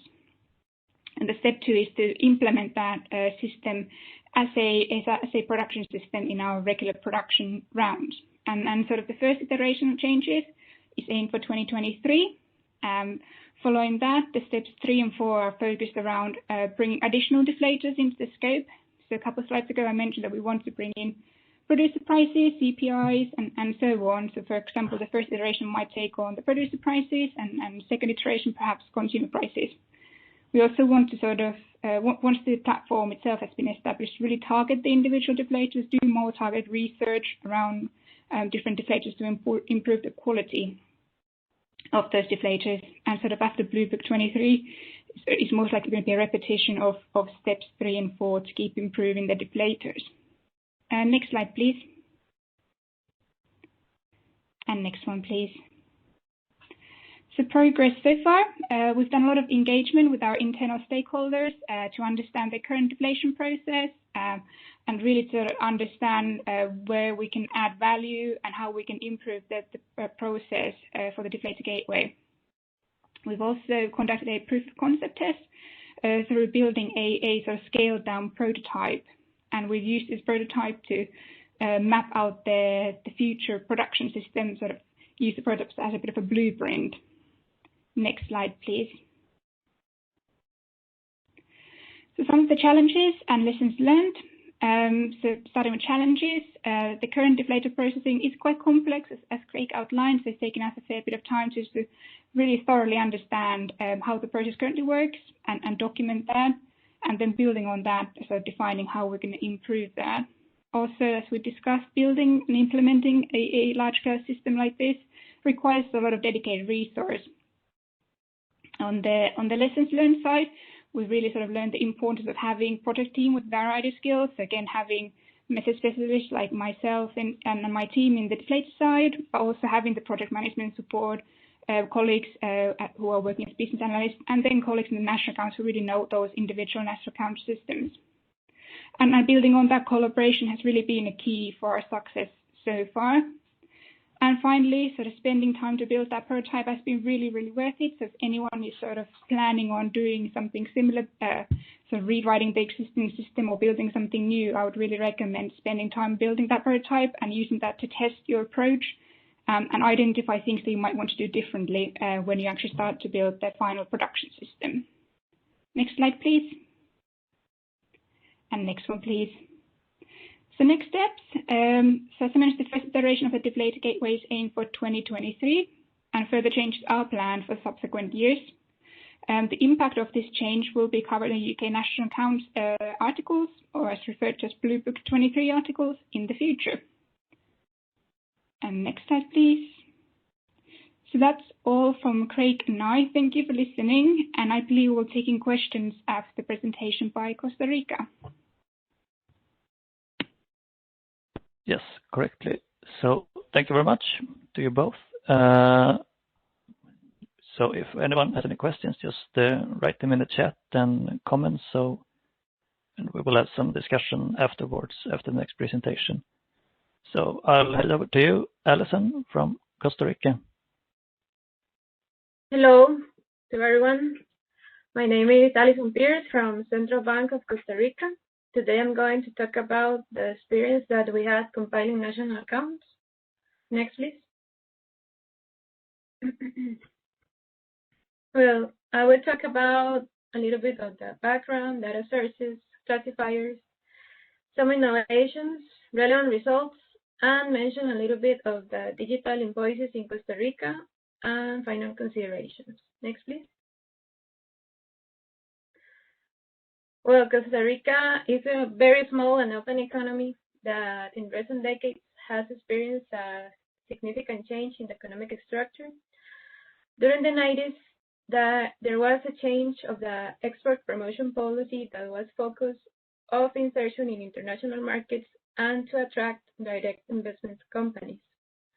Because of this, important transnational companies came to the country, and this showed us as a good place to invest. So the free zone regimes began to gain importance. Many of the companies that came were related to services. So service activities have taken a greater relative importance, especially those related to tourism, business support, information, and communication technologies. Also, the medical supplies are very important for us. And for Costa Rica, the central bank is the entity in charge of the national accounts and the other macroeconomic statistics. Next, please. With respect to reference periods, we have gone through 4 updates. The first of them was in 1966. After that, we went to 1991, in which was used SNI 1993. But due to the lack of information, only the supply and use table was published, and does not include the breakdown by product. And then, because of the change in the economic structure, the data was not reflecting the economic reality, so it was necessary to update the reference year again. So in 2011, the macroeconomic department of the central bank began an important project to update the reference year to 2012. This after 21 years without doing it, and also to follow the guidelines of the SNI 2008. And the last January, the reference year was updated to 2017 to follow the international recommendations of updating the reference periods more frequently. This to have statistics that are closer to reality. And this year has been complementary to 2012 to update and include other guidelines of the SNI 2008. Next, please. Related to data sources, in order to obtain accounting information from the non-financial private sector, an agreement was made with the Ministry of Finance to carry out the economic study of companies. Legally, just this institution can request financial information from the companies. Now, this survey provides about 70% of the information of the private sector. And among the data that we can get of this, I can mention the company identification, location, informants, composition of capital, activities carried out, income statements, balance sheets, workers, and other indicators. Next, please. On the other hand, we also have other sources of information from the free-zone companies, which present an annual report of their financial situation to the foreign trade promoter. We also have financial statements from public, financial, and government institutions, and some surveys and case studies that allow us to complete the information from all the sectors of the economy. And for 2017 was carried out a direct investment census, and I'm going to mention more of this later. Next, please. Some innovations for 2012. Well, it was carried out a price index project with the purpose of having price indices for goods and services. This allows us to follow the evolution of the national accounts in value and volume, and for the following periods, we could have the data evaluated in current and prices of the previous year. And here to mention the service price indices developed. For example, we have the land transportation of passengers, freight transport by road, passenger air transport, renting and leasing of motor vehicles, food and beverage services, private security activities, cargo handling, accounting and auditing activities, tax consultancy, cleaning activities, architectural and engineering activities, electricity supply services, telecommunication, and water supply services. Next, please. Other innovations for 2012, where we could balance each of the products through a detailed process. Each of these products was distinguished between free zone and non-free zone, and the imported and the national component. All the information of the sectors of the economy and the rest of the world that led us to compile the integrated economic accounts. Also, we have the input-output table and the cross-classification by sector and economic activity, so we could compile the central framework of the national accounts. And also, the information that we have, that we collect, led us to identify the service exports by destination country for all the years between 2012 to 2018. Next, please. And some innovations for 2017 were the principal innovations that we have for this year is the census of foreign direct investment that was carried out in conjunction with the balance of payment department. The questionnaire applied in the balance of payment survey was unified with the economic study of companies. So with this, we could have harmonized statistics of national accounts and the balance of payments. This is very important for us because the inclusion of Costa Rica in international markets and the access to direct investment is required to have these two important macroeconomic statistics consistent.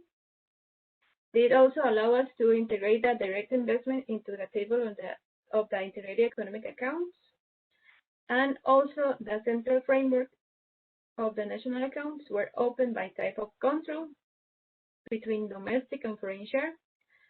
We consider a private non-financial corporation or foreign share whose capital that comes from the rest of the world exceeds 10%. And also all the information of the non-private sector, private non-financial sector, is stored in databases with systems developed by the institutions. This allows us that the process of compilation, closing process, and its publication to become more opportune. Next, please. Well, the last two updates include the development of national classifiers. From 2012 to 2016, we had 183 products and 136 economic activities. Then do a revision and experience of 2012. we update these classifiers, unified and open some products and economic activities, and now we have 184 products and 144 economic activities. Next, please. Also, the classifiers on the central framework change. We used to have the division between free zone and non-free zone, but due to the information collected from the census, since 2017, we have a division between a foreign share and domestic control. But we still have a supplementary table in the extended supply use table using the free zone and non-free zone classification. Next, please.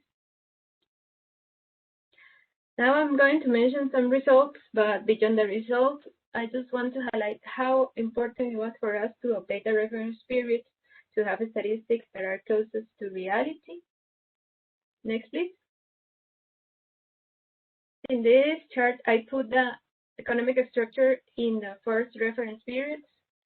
For 1991, services represented 30.4%, and for 2017, it represented 47.2%. So you can see even between 2012 and 2017, there is a notable difference in the economic structure of Costa Rica. If we had not made these updates, we would still have unrealistic data. Next, please. Well, previously was more difficult to make decisions based on the data, but now the openness in the information allows us to do better analysis and decision making. For example, here I put the results for 2017 of exports and imports of services, and you can decide which focus you want to do of the analysis. And we have the domestic control and foreign share focus on non-free zone and free zone focus. Next, please. Also, it was possible to identify the structure of the service exports. As we can see, between 2012 and 2017, exports were mainly from tourism-related activities. You can imagine how the impact of the pandemic in the country. As well, the other business services represent 32%, the telecommunication, computing, and information represent 12%, transfer 7%, and the others. Next, please. Also for 2017, it was possible to identify almost 90% of the country destiny of the service exports. And from this, 54% of the exports goes to United States, 17% to Europe, 12% to the rest of America, 5% to Central America, 2% to others, and the rest was unknown. Next, please. Well, now in Costa Rica, we're using a digital invoice. As part of the latest tax reform since January 2018, all natural and legal persons must use electronic invoices to improve the tax collection of the government. In coordination with the Ministry of Finance, a catalog of goods and services used with the same national accounts classifiers. This will allow us to collect a large amount of information to develop better short and long-term indicators, as well as quantity information to develop volume indices. Next, please. And just to finish, this process of updating the reference years represents a great advance in the macroeconomic statistics for Costa Rica. The availability and openness of the information facilitates the preparation and presentation of the data. However, we have a new additional challenge to use the information from the digital invoices in the most appropriate way to develop more timely services indicators. Thank you very much. Thank you, Alison. So I can see that we have at least one question from Rowan to the ONS. I guess you have seen it already, Craig and Rick. Do you want to respond to it? Yeah, that's fine, Marcus. Yes, just to respond to Rowan's comment. I mean, in terms of sort of wider benefit, I think that's probably one of the big areas from this. So it's not just about creating a system that allows more efficient processing. By taking the time to understand, the deflators right across economic statistics, the level of quality, thinking about how those systems fit together. We've really sort of lifted the lid off on things, and it's allowed us to help, in some respects, shape our research agenda. So I've mentioned the couple of teams I've worked with. We've got quite a backlog of activity that we take forward. So through doing this work, we've been able to inform what the priorities are, and there's also some other spin-off benefits because on Thursday there's a session around data source quality that Scott from one of my teams is going to be talking about in the poster session. And he's basically learned, some of the tools that we've used to think about the gateway, we've actually used in some other sort of spaces. So I would say the spin-off benefits are really quite positive from this. Thank you. And we'll also have a new question for you, maybe Craig or Erica from Chile. If the Deflator Gateway also includes deflators for exports and imports, and have you found any specific challenges with including exports and imports deflators? It does, but Rika, do you want to answer that on the specific aspects of that, or? Yeah, happy to. So our system doesn't currently produce trade SPPIs. So we are sort of aiming to capture deflators for as many of the compiler areas as possible. But due to sort of the nature of the deflators that are currently used in the trading services, they fall into the category of bespoke deflators, which we are sort of excluding from the scope for the time being. But in my team, we have a separate work stream dedicated to researching trading service deflators. So as that research progresses, we're then hoping to sort of start to bring in those deflators into the scope of the Deflator Gateway. But like I mentioned, it's sort of a multi-year project, so we're kind of introducing a set of changes and then sort of doing another additional research and then introducing another set of changes. And I think I can sort of agree that the trading services, especially just on the import and export side, and especially on the import side, can be quite challenging to measure. So yeah, more work remains in that space. Craig, if you wanted to add anything to that. I think you covered it nicely. Thanks, Rika. And we had a question for Alison from Bonnie. Did you see the question, Alison? It's about if you have used the Voorburg Group papers and information from the Voorburg Group when you developed your price indices, service price indices. No, we don't. But I will suggest it to my colleagues. Okay. No more questions in the chat.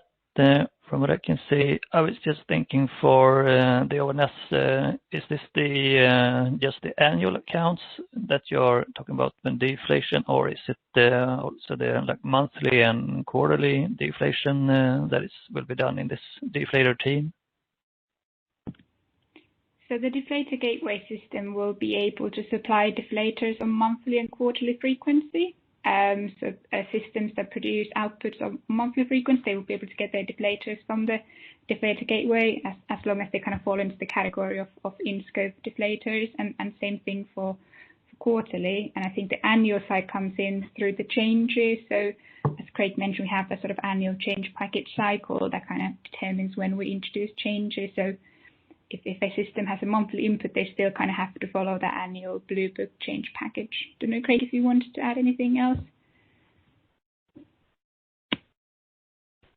I think again you've answered that really nicely. I think it's just a case of the frequency is not really a determinant of whether it's included or not. It's more, as Rika has said, we've had to sort of get to an initial scope idea of this, so we could have gone down the road of trying to get absolutely everything, and then maybe that's a lesson to be learned as well.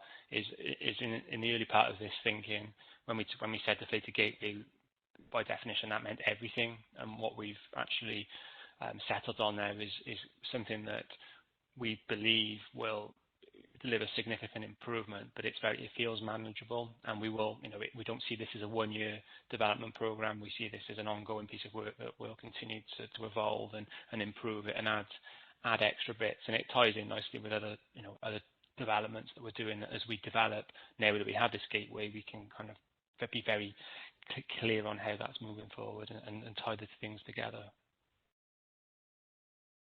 Yes, great. Thank you.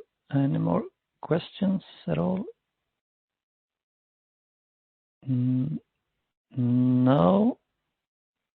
So should we wrap this session up then? And it's time for a break. So we are about right on time, just 2 minutes ahead. So let's take a break and on lessons learned in dealing with shocks. So I'll introduce Christian Stock from Austria, who is the session leader, and he will kick things off.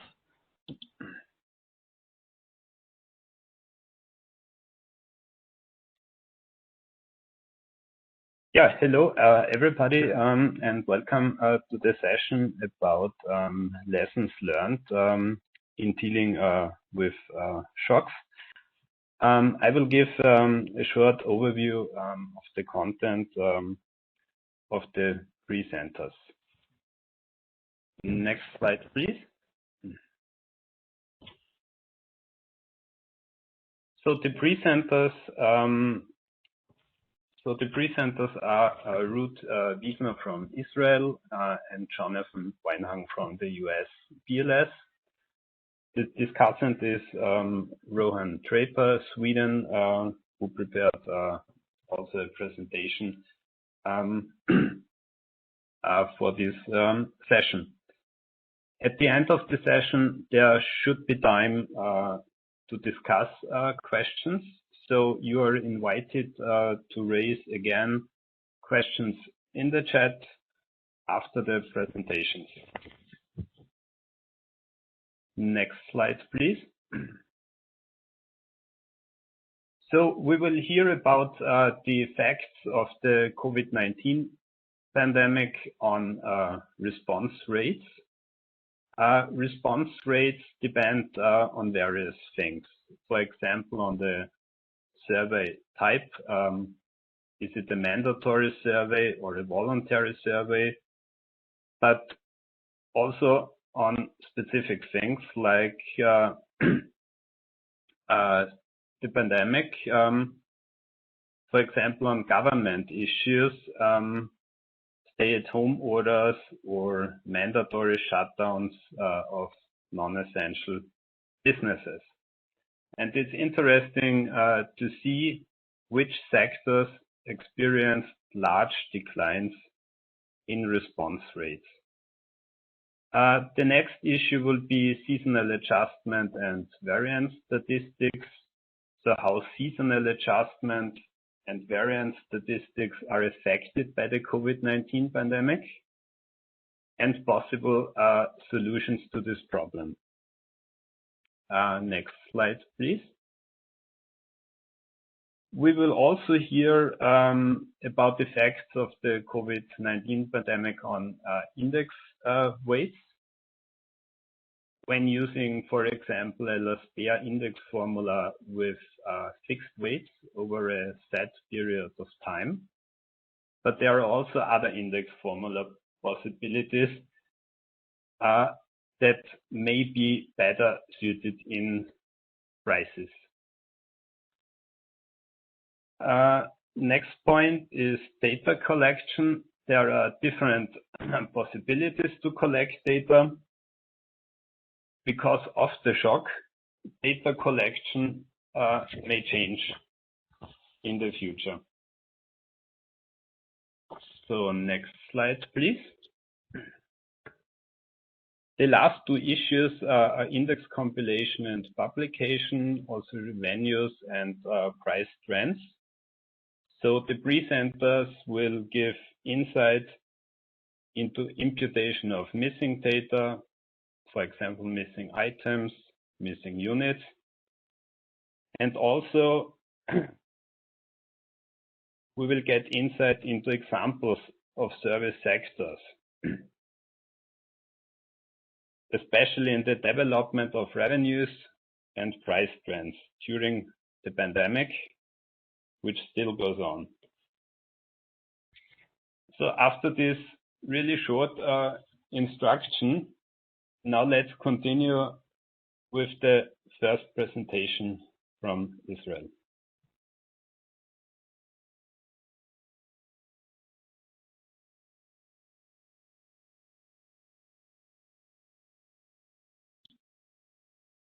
Okay. So, thank you, Christian. Hello, everybody. I will present the impact of COVID-19 pandemic on Sppi in Israel. Next slide. The presentation is like this. I will give a little background, implication of COVID-19 on collection of prices, on compilation and publication, updating the weights, and I will present data on prices and revenue trends of various industries in this period. And I will focus as an example on the advertising industry, and then I will summarize. And next slide, please. So a little background, we all know about it, the outbreak of COVID-19 pandemic, coronavirus, and the measures implemented to limit its spread, such as movement restriction, lockdown, and closing of businesses, have had major consequences on the world economy, on GDP growth, on consumption and production in the majority of industry. Some industries were affected more severely by the crisis, such as airline, hotel, restaurant, culture, and sports, while other industries were less affected, and few industries even grew as the demand for their services raised, and the crisis affected the compilation routine of price statistics. Next, please.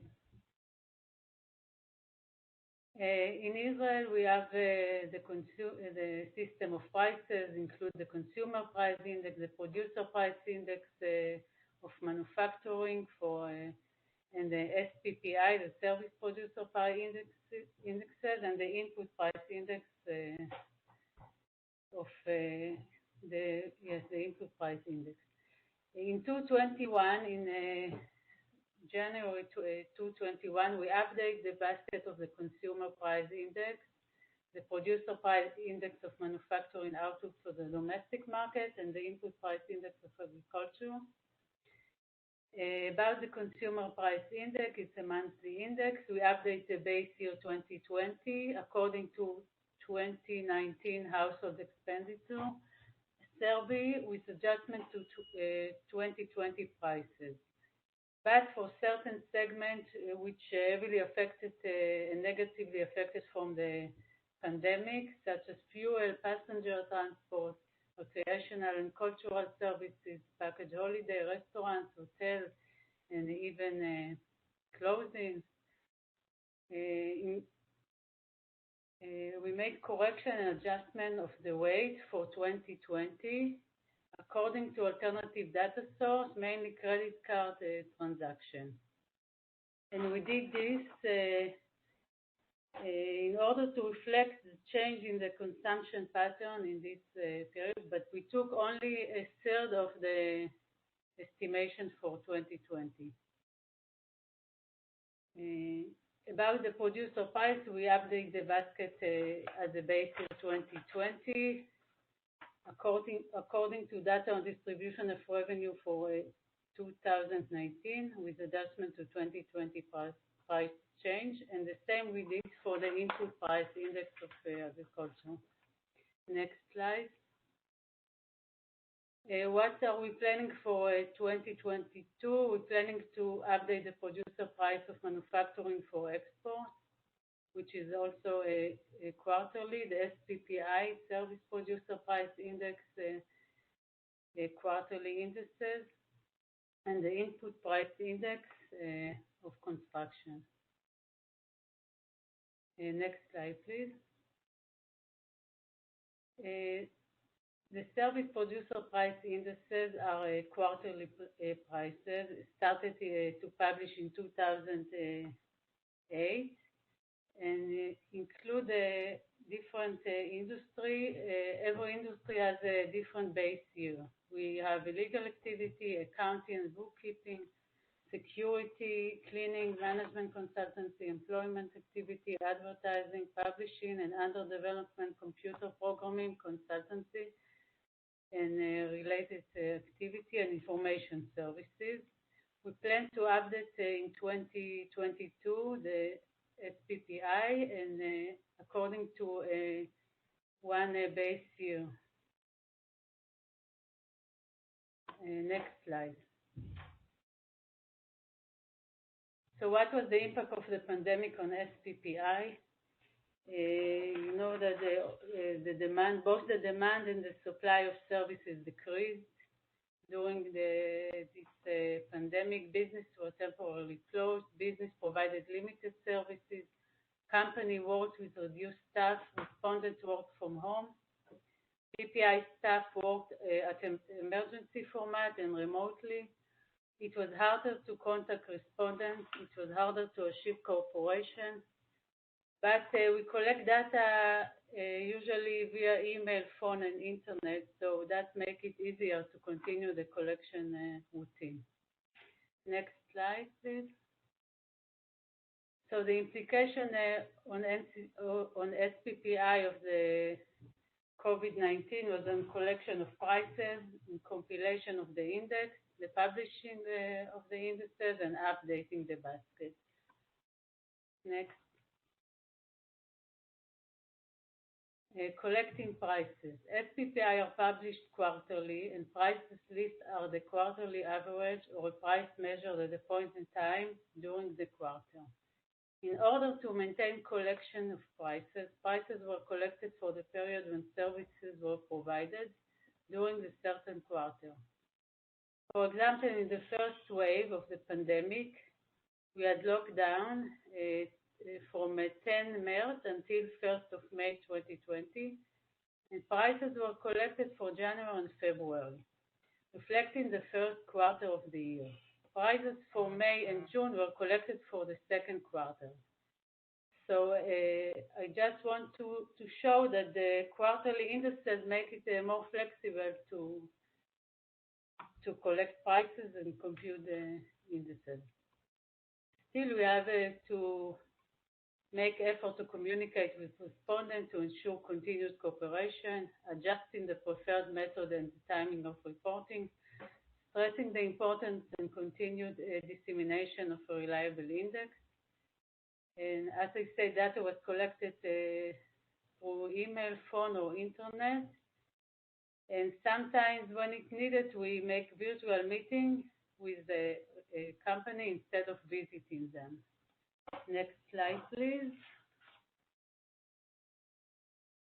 So here we can see response rate in manufacturing PPI in 2020. We can see at the first lockdown, the response rate decreased in March and April. And again, decreased a little in October, September, October, the next wave. And at the end of December, it was the third one. But mainly in the first wave. The response rate dropped from around 98% to 88%, 90%. But for the Sppi, since they are quarterly price index, we could be more flexible and we could collect prices for January and February for the first quarter and prices for May and June for the second quarter and the same. Of course, it was hard to contact the reporter. We didn't contact them in April, but we contacted them in May and we collected prices in May for the first quarter. Next slide, please. About the compilation and publication of the index, of course, we implemented the OECD recommendation, which we got through the Voorburg Bureau. We have all the recommendations, and That's how we compute the index. Imputation of missing services by using similar service indices that were available, or using the next level up in aggregation as the basis for making the imputation. When the service appear again and the price could be collected, the index returned to the correct level. We try to avoid carrying forward or repeating the last available price, not to make a bias to the index. Only in exceptional cases where the service was not available at all and for a limited period of time. Temporarily missing services were not replaced by new services. Temporarily closed business were not replaced by new ones as we used to do in regular time. And metadata on the number of missing and imputed prices posted on the ICBS, Israel ICBS website. Next slide, please. Now about updating the basket. In contrast to normal period when changes in production and consumption occur slowly and allowed to update the weights in relatively low frequency, the pandemic caused dramatic changes in those patterns and raised questions about the credibility and accuracy of the indices. Next, please. And it raises a lot of questions. What to do? When to update the basket to reflect the change in the weight of the service, as scheduled or before. For example, if we update the PPI or the SPPI every 5 years, should we do it before because of the change, because of the shock? What year is the correct base year to update the weights? To update the entire indices or only make adjustments to reflect the impacts on certain services? And what are the best potential data sources to make optimal estimates? That and more questions we ask ourselves. Next slide, please. About the timing, updating the index schedule or beforehand in order to represent the changes in the structure of industry accurately according to the level of change and focus of the future. Is it a temporary shock, or does it have future implication in changing the pattern of production and consumption for a long period of time? If we update the index every 5 years and we see that it's a change for a long time, we have to reflect it. But if it's for a short time, maybe we should not include in the index such volatility. Updating the basket before the time also has implication on budget and causes a burden on respondents, which must be considered. Next slide, please.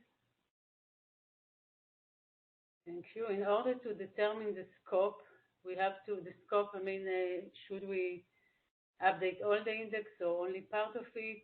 We have to examine data of revenue and prices and identify the products and services that are negatively affected by the situation and prioritize them. We must examine trend of prices and revenue to identify services that are affected for short term and those that are affected for long term. We must examine detailed information of revenue in order to decide whether and how to update the indices at detail level of industry and product. Next slide. And about the base year, that's the big question. Usually when updating the basket, we use a certain year. Usually we use N-2 because we don't have available data for the distribution of revenue between industry and product. But during the pandemic, the volatility of the data and uncertainty require creativity and taking a different approach. We can use average of 2 or more years. For example, using 2019, 2020, or 2020, 2021. Changing the weight for certain industries that were affected more badly by the crisis, using alternative data sources such as website, information from research company, administrative data, and more. Next slide. And now I present revenue and price trend in various service industry for 2018-2021. It's based on administrative data, on VAT data. And for 2021, since we don't have all the year, we made estimation according to the first half of the year. So we can look at industry. Next slide. The data are in million Israeli shekel. It's according to the VAT data. And here about Section 8, transportation and storage, postal and courier activity, we can see 4 different sections, industries. We can see, if you can see this, the air transport, for example, it was affected very much negatively, as we all know, from the pandemic. And in 2020, it's decreased dramatically. And also in 2021, it's still very low. And also other industry affected, like land transport and warehousing. But for example, postal and courier activity was rising in 2020, as you see, from 4.8 thousand to 5.4, and again in 2021 to 6.2. So we all know that we stayed at home and we make order the online. Okay, next slide. Here we see accommodation and food, which very much was affected negatively from the pandemic. Accommodation was dropped very much in 2020 from 7,206 to 7,442, and it stayed the same in 2021. And also food and beverage decreased in 2020, and it didn't recover much in 2021. Next slide, please. Here we see the financial and insurance activity. We can see the real estate activity was much more affected from the pandemic, but it recovered in 2021, and the other also affected from the in 2020 they decreased and then they recover. Next slide, please. So now I will show the information and communication data. Here we can see something different. We can see that industry that are rising in the pandemic and that earn from this. In Israel, it's a big industry, computer programming, consultancy, and related activity. We can see that it's raised from 1,3,100 to 1,5300. And again, it's in 2021, it's raised to 1,700. And also information services raised in 2020 and 2021. So we see that there is industry that lost from the pandemic and other industry that earned from it. Next slide, please. Professional, scientific, and technical activity. We see the legal activity, the agricultural, scientific, all of them slightly decreased in 2020. But we can see the advertising market and research that dropped in 2020 from 1900 to 1800. And in 2021, it's recovered. So the advertising is more affected than the other professional, scientific, and technical activity. Next slide, please. The last section is administrative and support service, which I present. Here we can see the travel agency. Of course, it's dropped very much in 2020 to 4,577, and it's still low in 2021. And the other industry, employment, securities, and other services affected, but they recover in 2021. So next slide, please.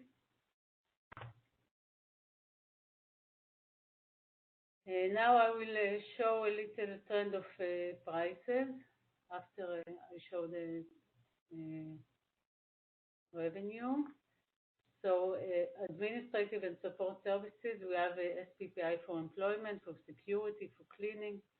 We see that there's a little decrease in 2020, but they recover in 2021.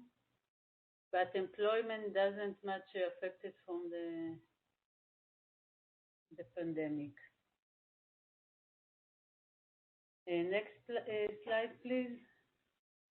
About professional and scientific and technical activity, we see the Sppi for 2018 until 2021, and we can see that the accounting, management consultancy, and legal activity are affected from the shock and then decreasing, and now they begin to increase in 2021. But we can see also that advertisement industry is much more affected from the pandemic. We see it decreasing and very much from the economic shock. So next slide. Slide. So I will focus for an example on the advertising industry to show the data, how the pandemic affected this industry.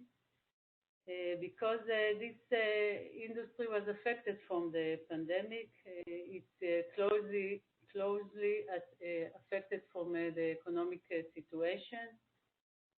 And the second reason that we have data from a research company about this industry, and we can learn from it. Next slide, please. So what is the Sppi for advertising? We have two types of company. We have media buyer space or time. It's concentrate only 4 or 5 companies that buy media. We have advertising agency, a lot of agency, working mostly on commission, about 15% of the price paid for the media, for the budget of the advertisement. For the media space for time. The price method is the price for repeated services, but also contract pricing, because the client is very important. The main qualification of the service is the media type, is it television, press, digital, radio, billboard, the client. In television, for example, we measure the broadcasting time, if it's a prime time, semi-prime time. In print, the ad placement and size, and in digital, the type of ad, for example, CPC, CPM, or CPA. Next slide, please. So here I show the service producer price index for advertising by a kind of media in the years 2018 until 2021. We can see that in the beginning of the coronavirus, all the total market prices decreased, and all the kind of media decreased. The billboard, the radio, the digital, but less the television prices were dropping, and then they started maybe to increase again in 2021 in the second quarter. But for a few quarters they were down. Next slide, please. Here we can see annual percentage change of the advertising of the Sppi by media. You can see the total Sppi and the billboard, radio, digital, and press.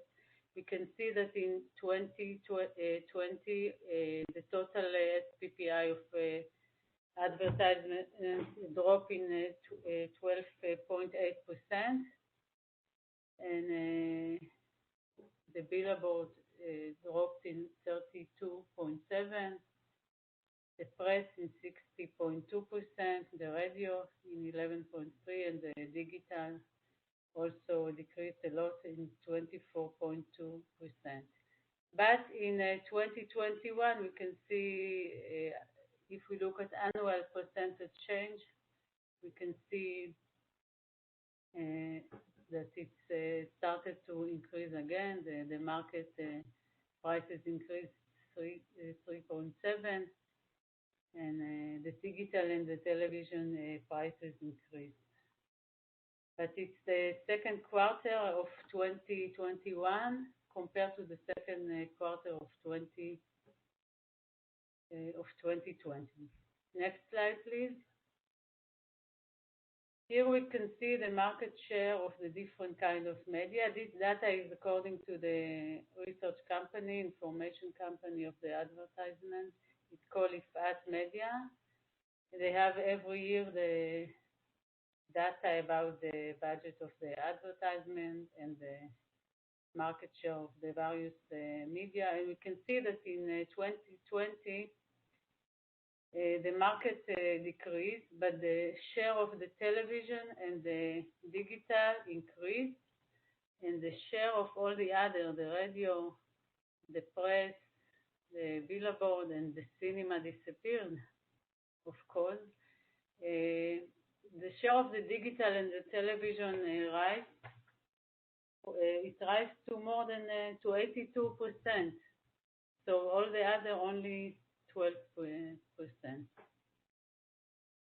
18%, I'm sorry.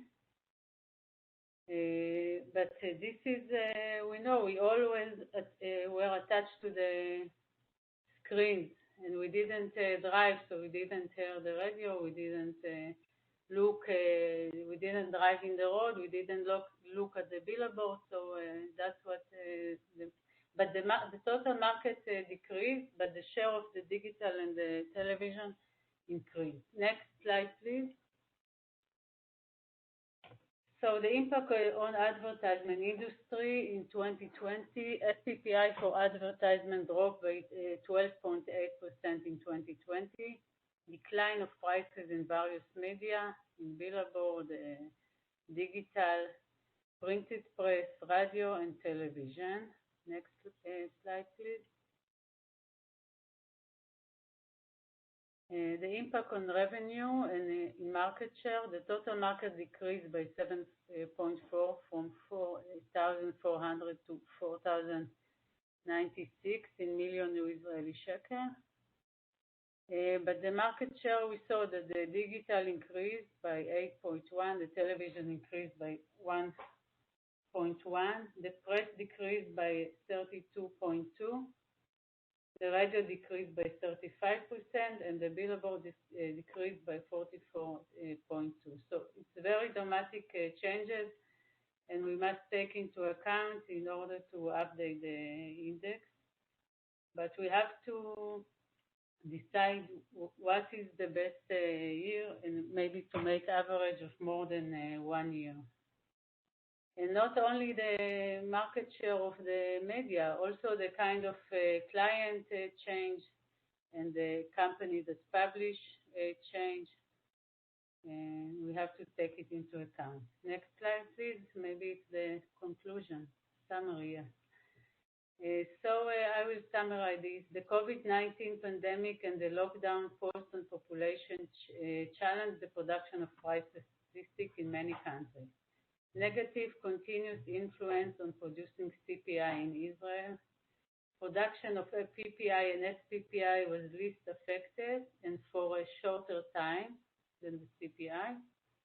Sppi are published for categories M, N, and part of J, services that relatively less affected from the pandemic or affected for a shorter time, in comparing to category of transportation and entertainment and other. Sppi are published quarterly, which allow continuity of the index and flexibility and maintaining response rate. Collection methods such as email, phone, or internet portals help in keeping the collection routine. And the challenge are mainly in updating the basket of indices in 2022 to reflect the changes in the rate of the services and to decide how to do this. Next slide is it's the end. Thank you very much.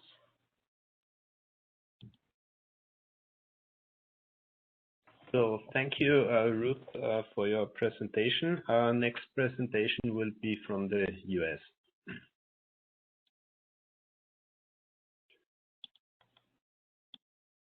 Okay. Y'all can hear me? So I'm John Weinhagen, and I'm going to be discussing lessons the US PPI learned from the COVID-19 pandemic. Next slide, please. I'll focus on response rates, variance estimates, seasonal adjustment, index weighting, and then finally data collection. Next slide. Thanks. So we have a number of different response rates, but the one I'm going to focus on is the monthly repricing response rate, which is calculated as the number of prices we receive in a month divided by the number of prices we request in a month, multiplied by 100. Now, we were really uncertain how this rate would be affected by the pandemic. The USPPI is a voluntary survey, so we thought that there would be a decrease in business activity and shutdowns, and this rate would likely decrease during the pandemic. Next slide, please. However, this table shows that that's not necessarily the case, at least in most industries. So this is looking at the response rates pre-pandemic. That's the first column, broken down by industry grouping, and then the next column show monthly response rates during the pandemic, and the last column is sort of the average from March 2020 to March 2021. So looking at all industry sectors, pre-pandemic, so from March 2019 to February 2020, the response rate averaged 69%. During the pandemic, it actually increased and was in the 70s, and it averaged about 73%. So the pandemic did not seem to have a huge effect on our monthly repricing response rates. I will point out one sector here, which is entertainment, accommodation, and food services. Pre-pandemic, that rate was at about 66%, and it definitely was affected by the pandemic. It fell to a low of about 38% in May and averaged sort of in the 40s, just slowly recovering throughout the pandemic. And we can look at that more. Next slide, please. So that industry sector is made up of amusement and theme parks, casino hotels, golf courses, fitness centers, and hotels and motels. And two of these industries were much more affected by the pandemic, their response rates, which are amusement and theme parks. Their response rate was close to 80 before the pandemic and fell all the way to about 40 at a low and then slowly recovered. Casino hotels is similar. Its response rate was about in the upper 70s before the pandemic, and it fell all the way to like about 20%. The other three areas were much less affected. So the important thing about amusement and theme parks and casino hotels is they were both subject to mandatory shutdowns. So they likely could not give us data, or many of them give us data during this period. Next slide, please. So in terms of lessons, although our survey is voluntary, respondents generally continue to participate in our survey in spite of the pandemic. The exceptions really were industries that were affected by mandatory government shutdowns. Next slide, please. So now I will move on and talk about variance estimates. So because the PPI survey, or the PPI, is calculated using a sample of prices, we have variances associated with our percent changes. And variances are just a measure of uncertainty of our percent change estimates. So a higher variance obviously is more uncertainty. Now, people typically focus on the standard error, which is the square root of the variance, and it's useful because you can use it to calculate confidence intervals around percent changes. So we can say, with 95% confidence, this index increased between X and Y%. So sort of like response rates, we were uncertain how variance estimates would be affected by the pandemic. So we assumed the pandemic, because of all the supply and demand shocks, would increase volatility in our indexes month to month. But that doesn't necessarily translate to a higher variance. So, for example, if you get an index that's very volatile, but all the prices in the calculation cell are moving the same, you may not get a higher variance. Higher variance really comes when there's more variation of price changes within a cell. So because of that reason, we weren't certain how the pandemic would affect our variances. Next slide, please. So we can look at some data here. This is the monthly variance in the 12-month rate of change in our index for final demand, which is our headline PPI, from 2017 to 2020. And as you can see, the variance in this 12-month rate of change did not change much from 2017, 18, 19. It was actually falling a little bit. Then it started to increase in the middle of 2019. And during this 2020 COVID period, it clearly looks higher than earlier periods. So you might conclude that, this variance has increased during the pandemic. The only issue you have here is that, they started to rise a little bit before the pandemic. So to look at this issue further, we can calculate a second statistic.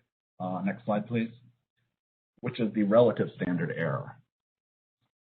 So this is calculated by taking the standard error and dividing it by the absolute value of the percent change in a given month. So the idea here is that as average percent changes increase, you would think that variances will also increase. So this controls for that by dividing it by the actual percent change.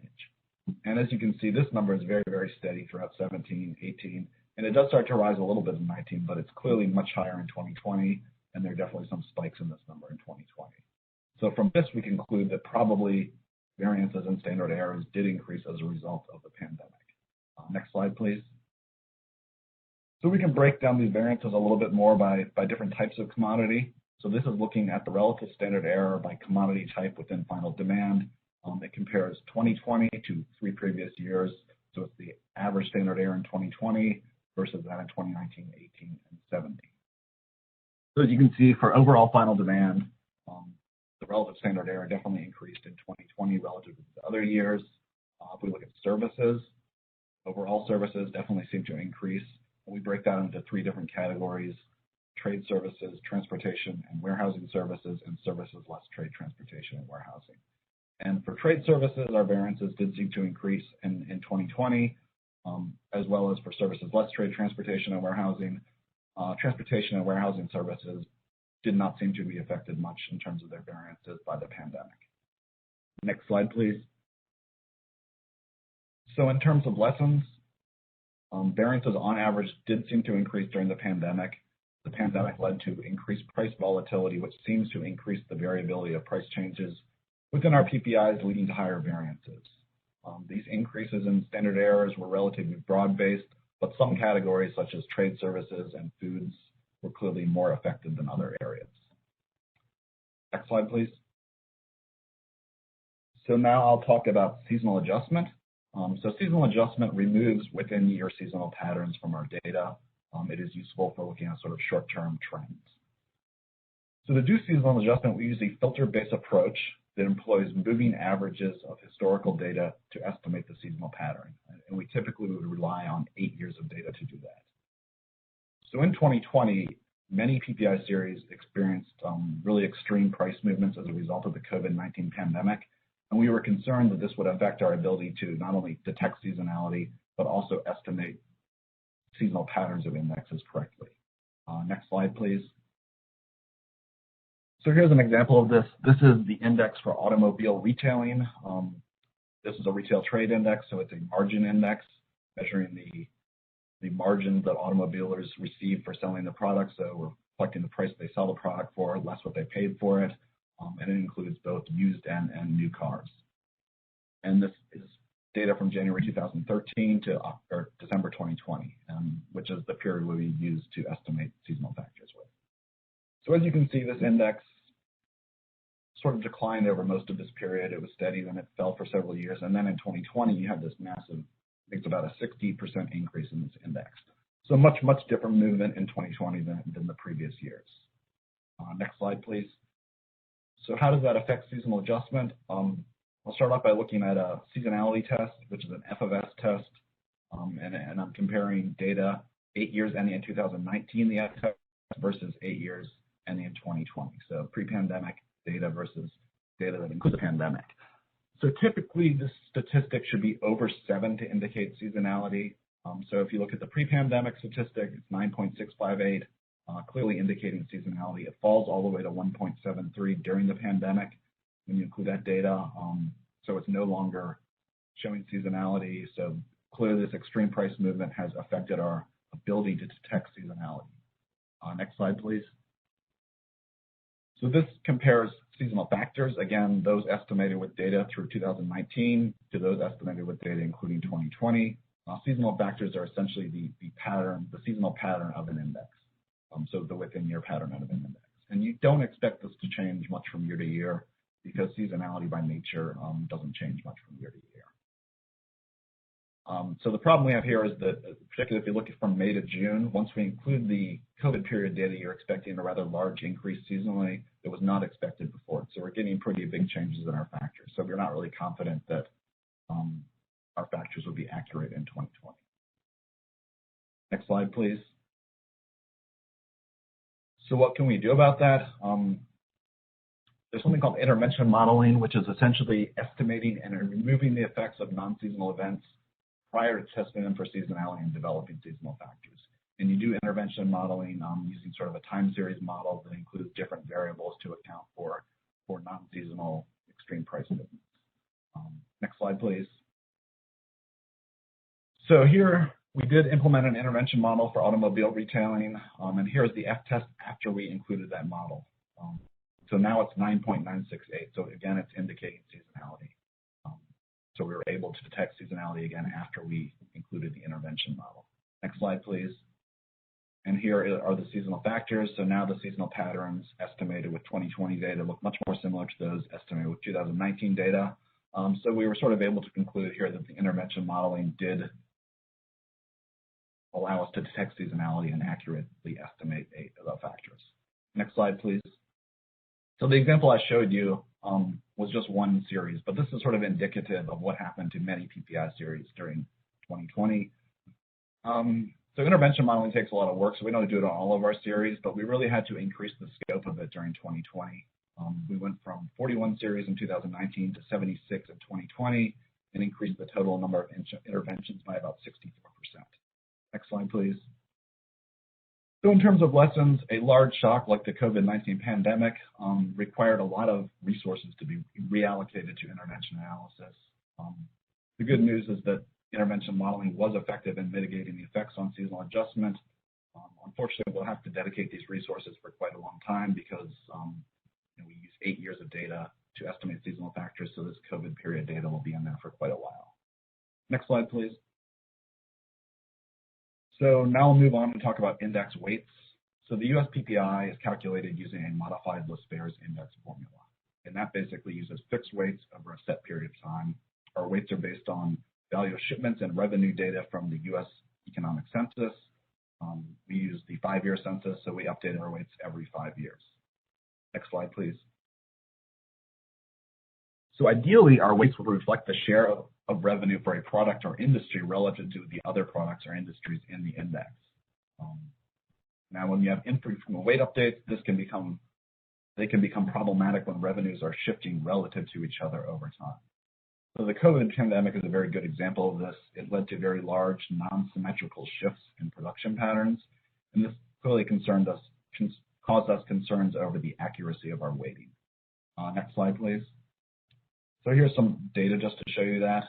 This is BEA data looking at gross output changes by industry, grouping from 2018 to 19 versus 2019 to 20.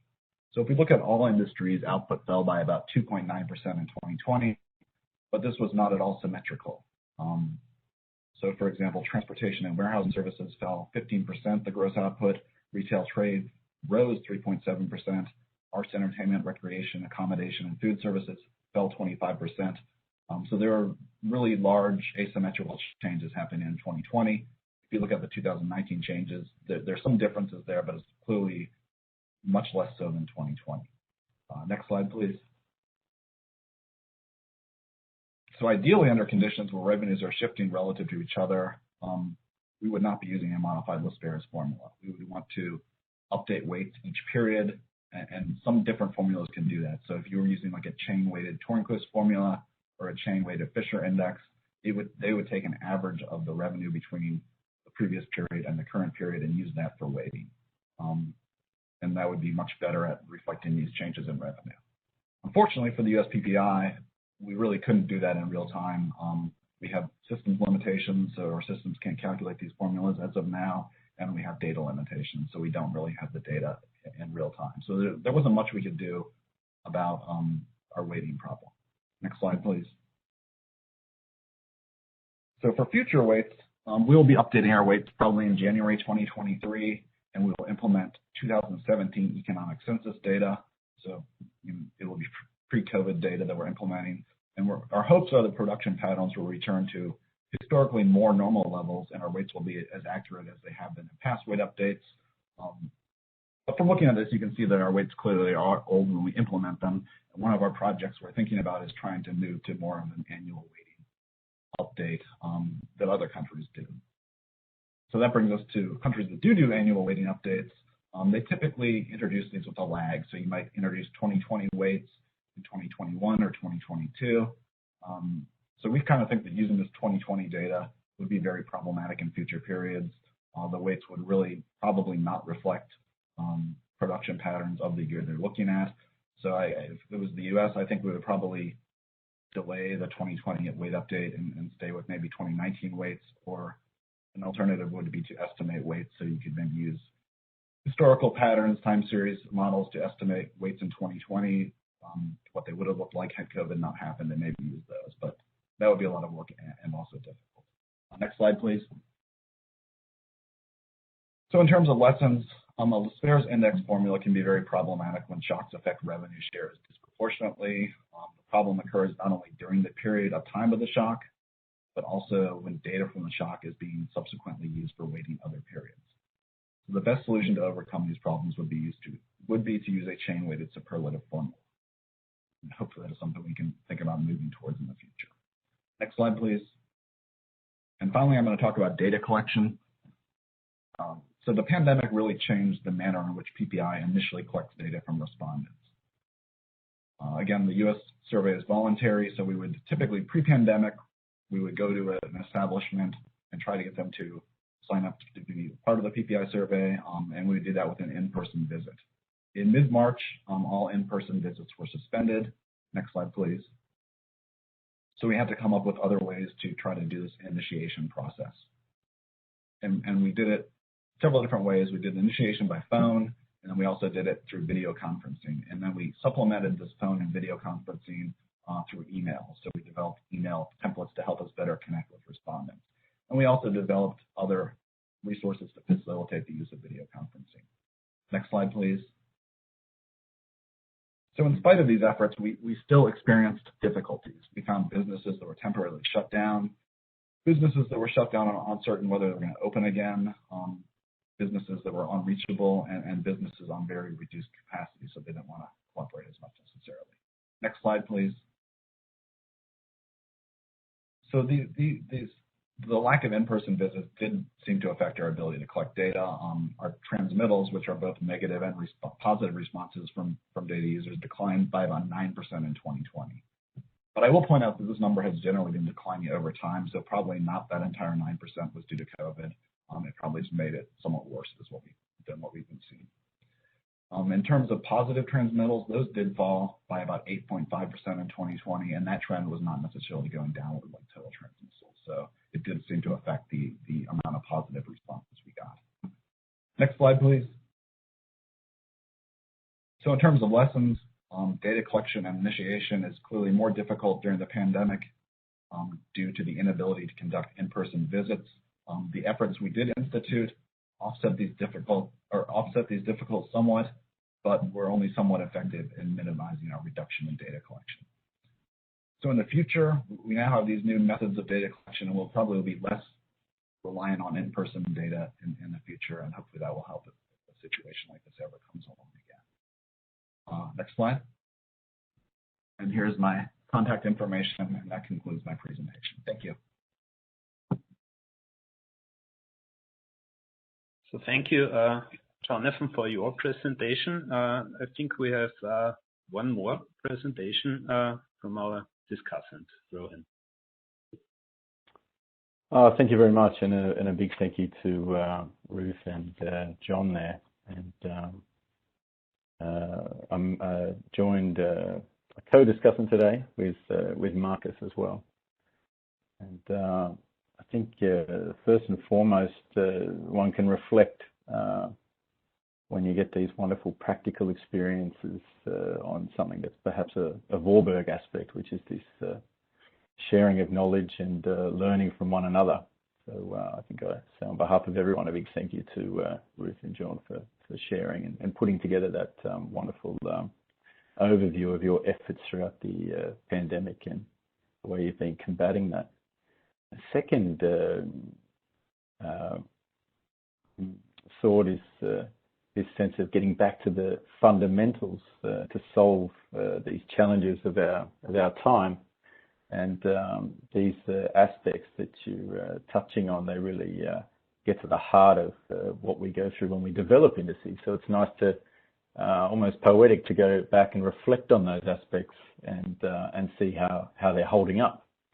So if we go to the next slide, you'll see a little attempt from Marcus and I to get a sense of what the major themes were that came up in these discussions. And we felt like not to overly simplify what is a complex undertaking. But firstly, we had this robustness of technical aspects. So are our imputations holding up? Do we need to do a different set of weight updates?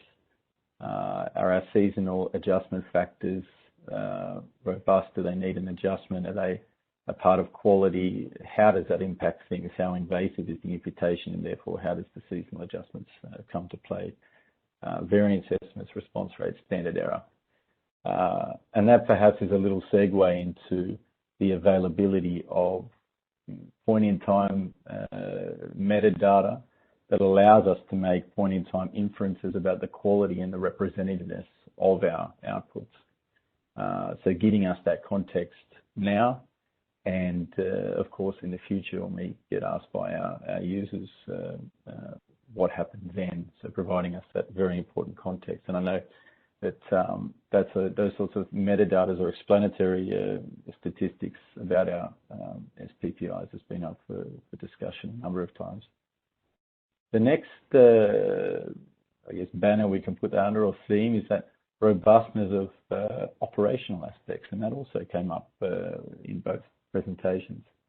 And it sort of has a little discussion around how analog or digital we've come, these different levers that we have, but very importantly, communication between PPI and other internal departments like national accounts and benchmarks, but also PPI with our data providers and users and getting them on board. Perhaps it's less important if we're right and wrong, and more important that the information is transparent and accessible for all parties involved. So that was quite interesting. And then we came down to resource management. So how do we get the resources in place? Are they there, ready to go, or is it something that we've needed to put into place? We quite like this discussion on intervention analysis coming from the US. It's really interesting. So they're those broad themes.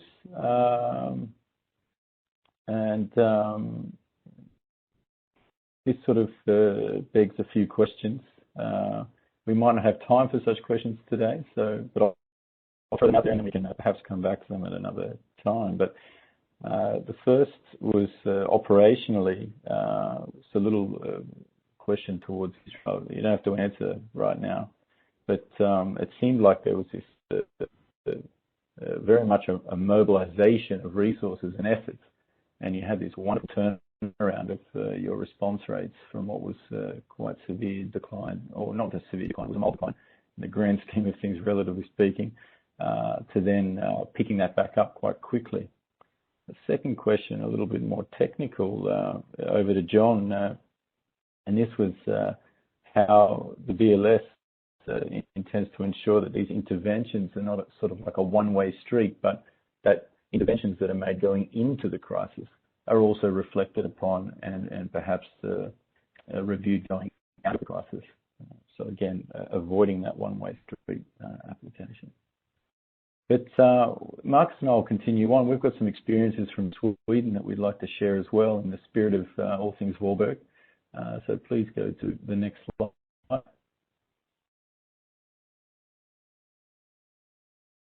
So we wanted to quickly bring up concordance with Sppi, and this is definitely going to come up in the task force on Wednesday as well. But we utilize a lot of Sppi as proxies in the Statistics Sweden. But secondly, also we're looking to align the economic stories which are coming out of the two indicators. So it can be various aspects of alignment. One particular aspect here which came up was exactly where we should undertake our imputations and what we should be thinking about when it comes to how pervasive or invasive, if you like, this missing data was that we see in some of the industries. For example, in Sppi we had zero film consumption pretty much. We took a reflection here that perhaps it's at the micro level that you look at imputation. We sort of reversed this at the macro level. We're talking about preservation. And that comes back to the fundamentals. What is it about our main purposes we need to preserve? What is it that we need to ensure retains representative of reality and preserve in order to produce an index which is still user-friendly, usable, and high quality. So that definitely impacted on the way that we did imputations, and for the Sppi it was a reflection on that it was the total index that was the most important. That was the aspect that needed to be preserved. It was the annual movement that needed to be preserved, and hence the imputes were taken from a higher level up in the aggregation sort of chain. Whereas in Sppi, the reflection was that the most important aspect was the branch level. So we took a slightly different approach. And when it comes to using Sppi as a proxy, we had to somehow balance that, and communication was therefore key between us and Sppi to ensure that their imputations were considered when we were using those Spis in our production activities. Next slide, please.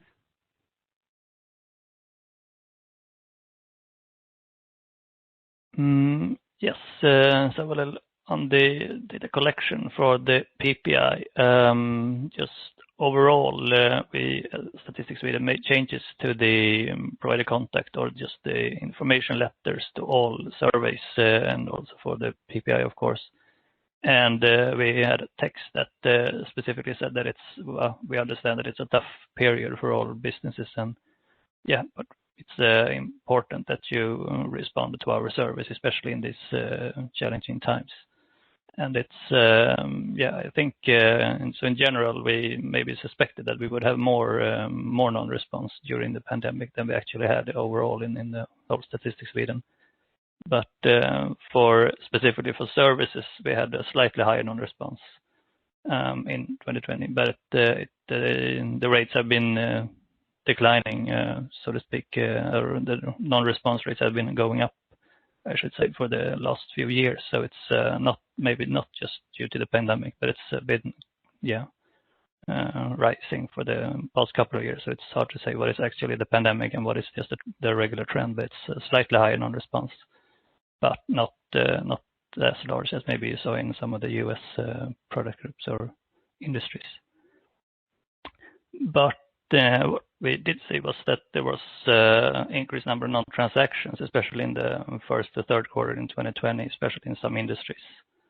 The ones that were hit the most, like the ones that Ruth showed us with traveling and transportation and other things. So it's that was quite a substantial increase for non-transactions. And we also had some, I think you can say that in Sweden we never really had a lockdown. So it's the most of the things was still you could buy most services. There was maybe just a few theaters and movie theaters and some kind of flights to other countries and stuff that you could not purchase. But most other stuff, the hotels and bars and restaurants were open, but there were some other restrictions on the number of people who could be there. But it's not like totally a lockdown. So it's you can still consume most of the services, and some things were produced in the most product groups in Sweden. And some other ways to balance the negative impact from the pandemic was some other subsidies and things that were introduced by the government in different ways. Rowan, do you want to say something on this paper and on this issue?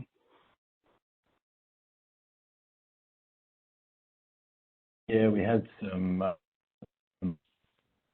tax reductions, which we would normally include tax impacting necessarily an individual product.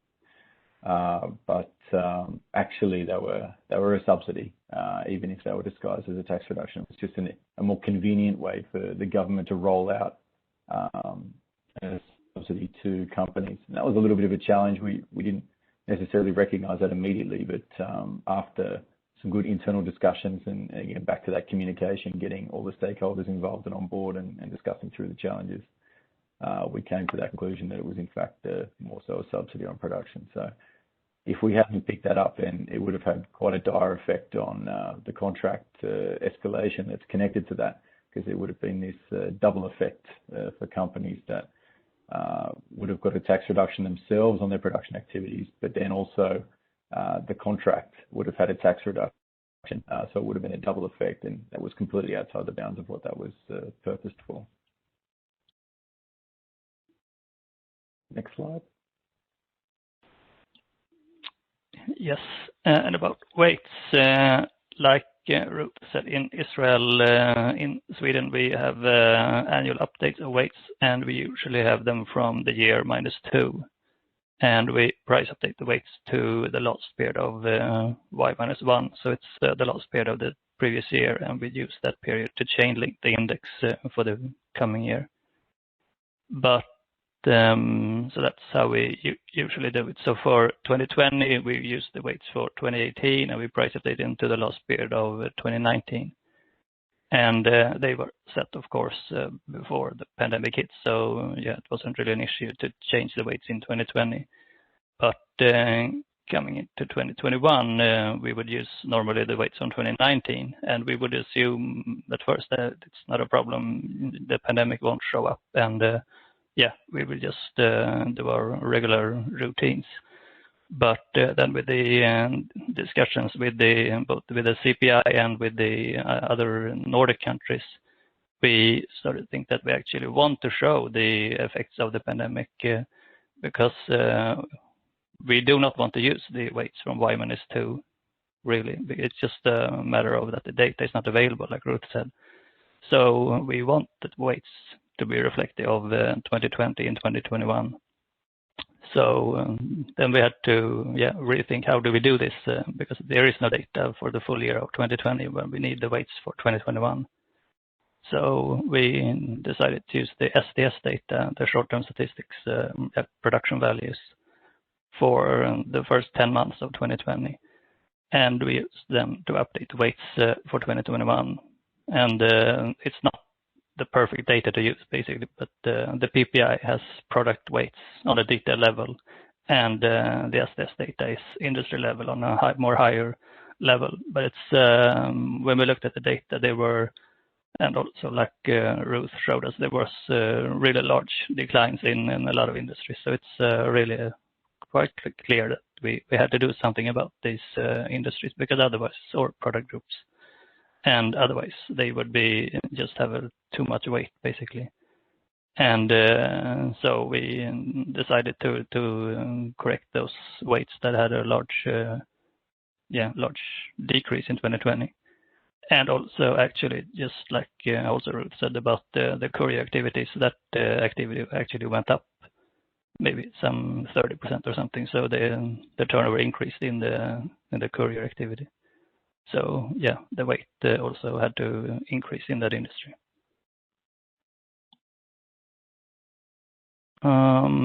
Yeah, and I guess this maybe only, or this is because we have the chain index and how we think about interpreting the index. So it's might be different if you have a fixed base index like in US or something. We really just thought about from our perspective in Sweden how to interpret the index. So now in 2021 we want to say how is the price, how is the prices changed if we would consume or produce the same things today as we did in the previous year.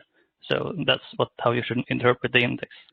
If we were to produce or consume the same things today as we were last year, how is the price difference? So and then we need to show the weights from 2020 to be able to show that kind of the price movement. That's how you should interpret the price movements basically. So that's what led to this conclusion for Sweden. Anything you all want to add, Rowan? No, I think just Ruth and John, and over to the group at large.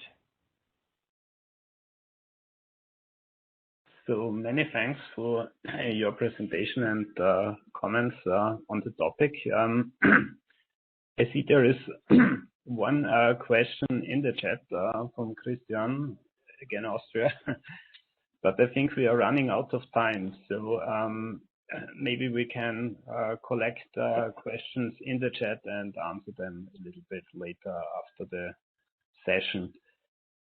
Maybe you can give also your questions, Rohan, into the chat for the audience. Christian, I think that's an important question to Eurostat. So I don't know if there's an answer. Maybe we should actually go ahead and see if there is an answer to the question. Is Eurostat planning any methodological recommendations regarding the weights for the next base year 2021 due to the pandemic? I think it's important enough for us to talk about it now if there is an answer.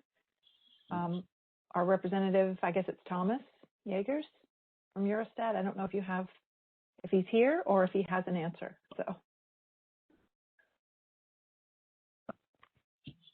Sorry, no, I don't have a clear answer to that yet, but next week we will have a task force in Eurostat on short-term business statistics, and there we will have a first discussion on the rebasing of our index, which comes in 3 years' time, and maybe afterwards we know a little bit more about this. Thank you.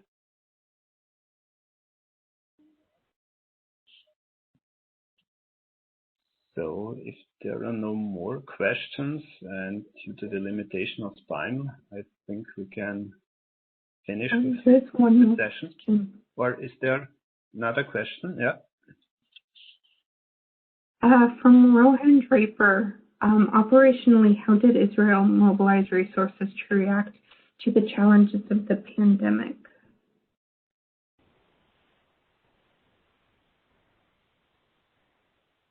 Do you want to answer that in the chat?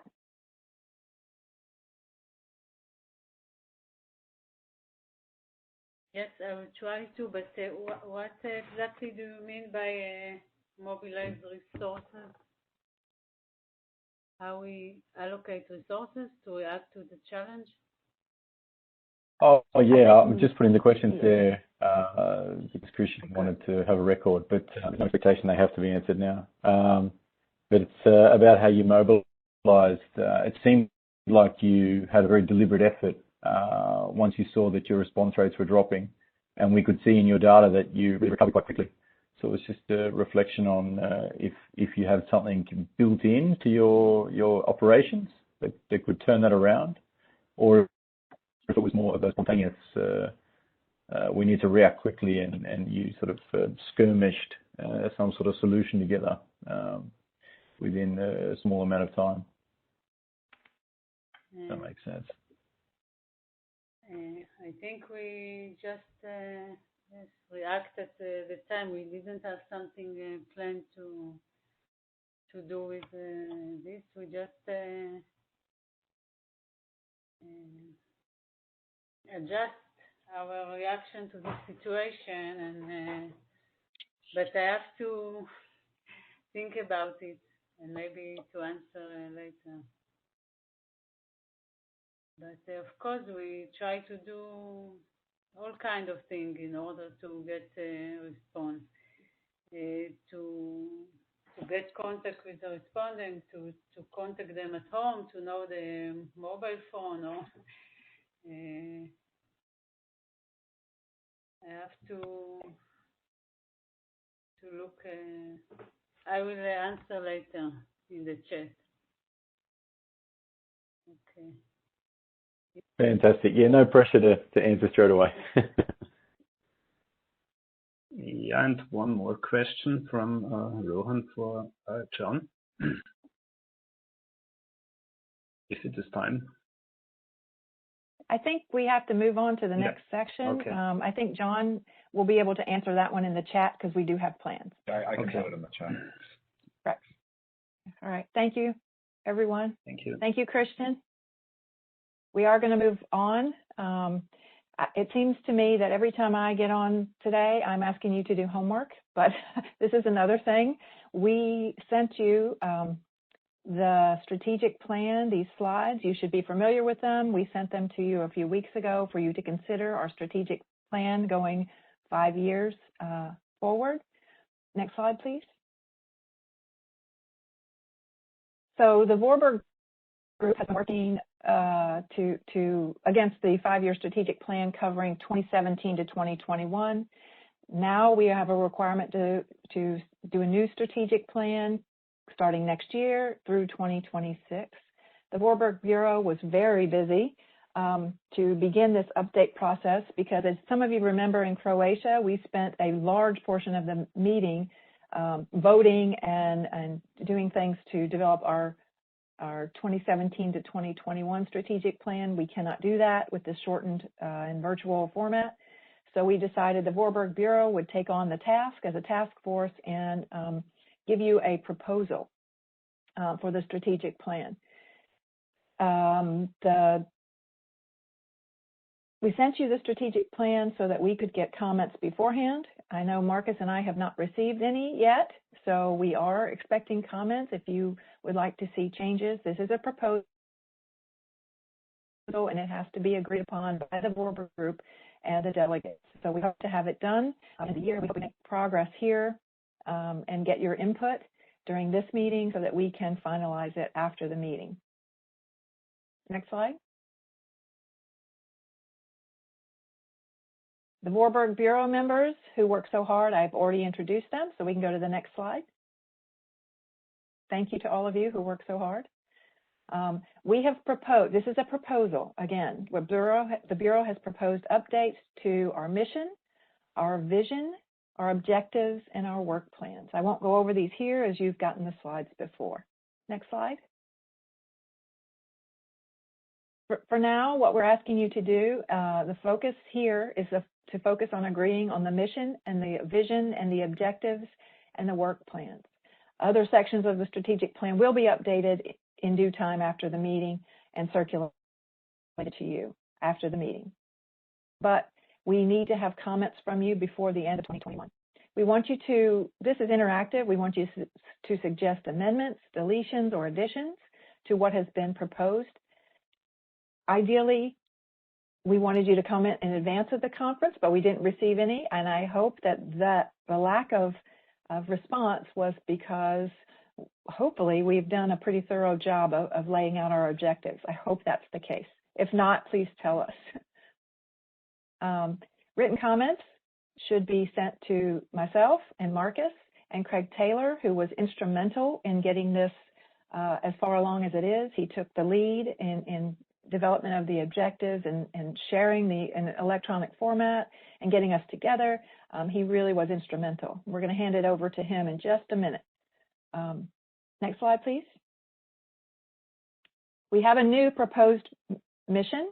It's not really new. It is a new mandate, but the mandate is an enhanced mandate. Let me be very clear. It is not a new mandate for the Voorburg Group. We have worked with our liaisons, Ivo Harenga and Marky from the United Nations Statistical Divisions. Marcus and I have met numerous times to discuss this mission. The Voorburg Bureau decided that we struggle at Voorburg meetings to talk around import prices. We all do export prices, but it's very difficult to tackle some of the issues without also speaking about import price indexes. And we did not know of any other group that developed best practices for import price index calculation. So again, we are just broadening the scope of our mandate. We are not changing it. And the UN Statistical Division, as you see in the chat, they support this broadening of the scope of our group. So the mission of the Warburg Group, the change is to add import price indexes for service and service-related industries. If we talk about certain industries with digitalization and globalization, we cannot get around talking about some goods industries that are very related to the service industries. So that is now within our scope. So this is the proposed mission. If you have any updates to the language, it has been accepted by the UN Statistical Division as Marcus and I are going to submit it as for information to the Commission, not for discussion, because we feel it is within the realm of our current mandate. We're not changing the mandate. Next slide, please.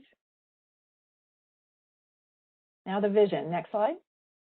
The current vision, you can see here, the proposed new vision statement just includes import price indexes and the addition of service-related industries. Next slide, please.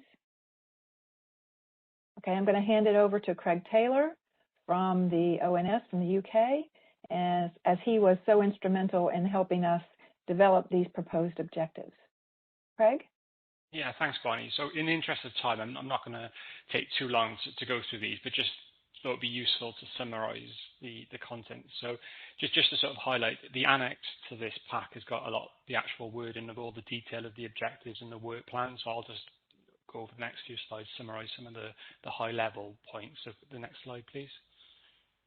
So we've settled as the Bureau sort of proposal, we settled on 5 key areas for the next sort of strategic plan. So some of this is similar to what we had previously, but we have taken the opportunity to think about, well, you know, what's changed since last time and add things. So this first objective is quite a broad one. Focuses on, you know, how the Voorburg Group can update its best practice and thinking about the rapidly changing economy. I mean, interestingly, the session before was that we had a really nice session talking about economic shocks, and that's the type of activity as a Voorburg Group, you know, where we can sort of set out some best practice and learn from each other. The other area that I've highlighted from this objective is around the use of alternative data sources. You know, both the risk and the opportunities for them. I think there's a lot we can learn from each other if we sort of set out best practices about how we do some of these things, and also remembering, you know, new regulations and the being on top of that. And again, I think as a group there's quite a lot in the sort of service sector we can really help and support. So that's kind of the first objective. If you can move on to the second slide. So the second slide is kind of linked, but this is around like guidance papers, more not necessarily thinking about events, but more of the fact that, you know, the service sector is particularly challenging to measure. You know, we as countries all have particular challenges, and quite often there's very innovative approaches that each of us have got, and I think what we're hoping to do with this objective is really have a focus on what some of those innovations are, what some of those maybe non-standard approaches are, which again, if we can share with each other in sessions, either at conferences or during the course of the year, I think there's a real opportunity. So we felt as a bureau it was really important to pull this one out. Next slide, please. So this slide is perhaps a newer one for this time, and it's really thinking about the engagement of us as a group. So I think during the last couple of years, we've really had a number of tools and different ways of working. So, okay, this is a second sort of virtual conference we've had, but maybe there are some opportunities now that we can really build upon. So hopefully in the future, like Bonnie referred to, 2023, hopefully that can be an in-person conference. But actually, in between conferences, there's a lot I think we can do as a group and really working together. So this is like a statement of intent, really an objective that we're going to sort of think about how we can collaborate as a group and how we can encourage that collaboration both at the conferences but in between years as well. Next slide, please. And this objective is something building on from last time, but we've been quite explicit here around, we will focus on outreach. So this is in terms of collaboration with, other city groups, other international organizations. I know we've got quite a few international organizations on the call today, which is fantastic, and we want to sort of maintain and continue to sort of to do that. And I think we can both learn from these other city groups and international organizations, and we can actually help set the direction as well. So I think it's actually a very two-way thing that we're looking at here. And then also I picked the final bullet, and I think there's a session on Wednesday where we're talking about that alignment between business prices and consumer prices, and actually through collaboration with other city groups, I think there's a real opportunity. So we felt as a bureau it was really important to pull out this as an overall objective around outreach. And then the final slide, please. Or the next slide, please. So this slide is actually about making sure that we have the right representation from national accounts, that we're using the right terminology. So it's a focus that we're conscious that as a Voorburg Group we have a lot of price expertise and a lot of output expertise, but it's really learning from the experience of the last few years to think how we can actually ensure that we're fully aligned with what's needed from a national accounts perspective as well. So making proper use of concepts of national accounts is what we've said here, encouraging the participation. And also maybe there's a few points around ensuring that national accounts experts in relevant countries have the opportunity to review papers, etc. So those are our 5 sort of core objectives. And if you could just move on to the next slide, please. So whilst those are the 4 objectives, it's also quite important to try and pull out some actual work plans. And again, as Bonnie sort of suggested, these are all real. These are very much proposals at this stage. They're not, they are very. What we're hoping for is engagement and thought and comments on this, so that we can actually tie down some of these work plans moving forward. But if you can move on to the next slide. What we've attempted to show here is actually specific tasks and then which overall objective they link to. So I won't go through all of these. I think you can spend a bit of time having a look at this. But what you'll see on here is there are some are fairly quick things to do. Some are actually will require a task force to do so. Some of what we've done in terms of proposals for next year's agenda anchors off what we're putting forward as the work plan tasks. So I don't propose to go through this in the next couple of slides, but they're in the pack, and all the detail is in the annex. So I don't know, Bonnie, if you want to add any more from what I've said, but hopefully that was just a quick summary given the time, and maybe we can take a couple of comments now. I think that's right. You did so well. We really want to have you guys read this. And if you think of things that we have forgotten, we worked really hard. We've got a pretty comprehensive, work plan already, we think, and the objectives are what the Voorburg Bureau came up with. But if there's something else that we need to be doing over the next 5 years, please tell us. I encourage you to use the chat, and you can also send emails separately. This is homework before our meeting tomorrow and the next day and the day after. So I'm expecting a lot of emails, not only on the strategic plan, if you have comments, and if you agree with them, it's nice to have a comment as well. You can put that in the chat as well. If there's certain things that you think we should focus on even more, the objective might be here, but you think it's of greater importance, let us know that as well.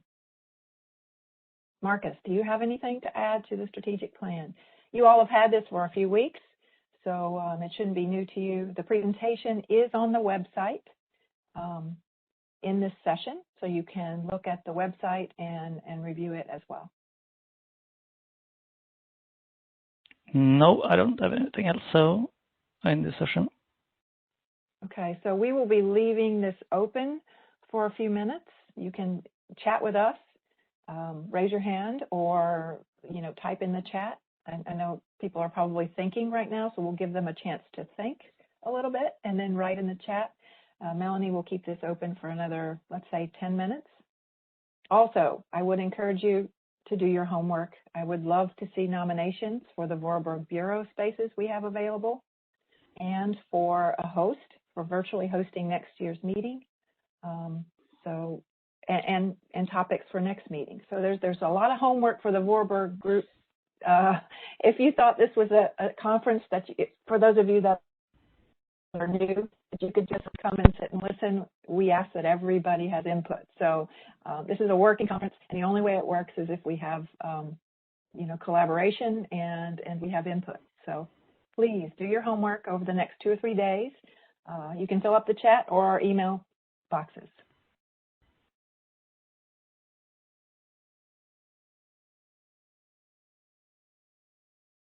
You can also just turn on your screen and let us know as well if you want. I don't think we'll break the WebEx by turning on screens to give us comments.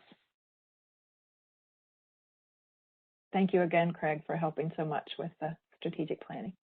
It's okay.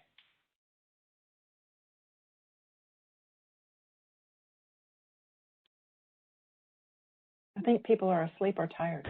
What do you think?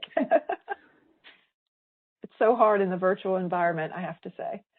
When you don't see people, you don't know what their reactions are.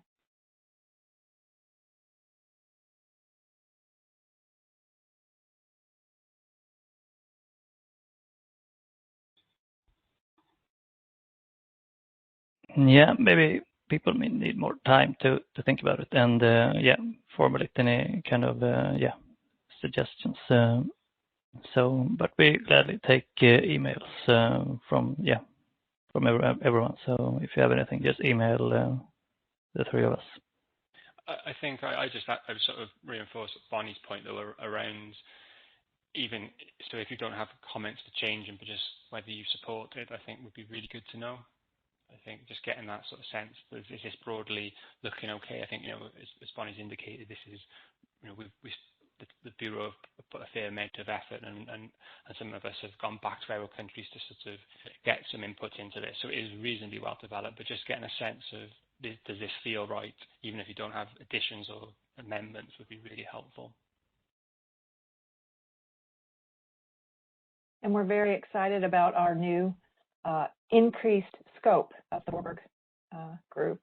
So we will continue to have topics that will expand that scope to look more into the issues that are involved with import price indexes as well.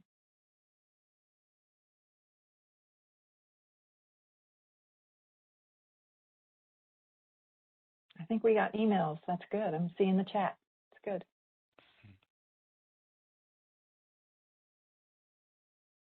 And Alice is going to continue to support us in national accounts. That's good. Thank you to Peru, first-time Voorburg Group participants. They provided us an email, so good.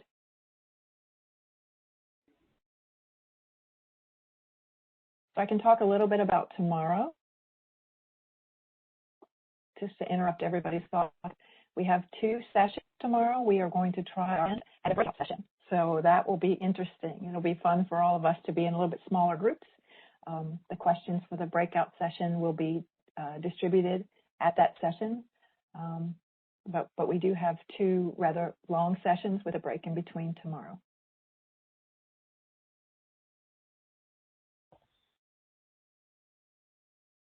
Okay, I think we should probably call it a day today. What do you think, folks? Yes. Okay, we will see everyone bright and early for me in the morning, in the afternoon for Craig and Marcus, and then the evening for those of you in the East. So we will see you tomorrow morning. Yes, see you tomorrow. Good afternoon. Good night, all.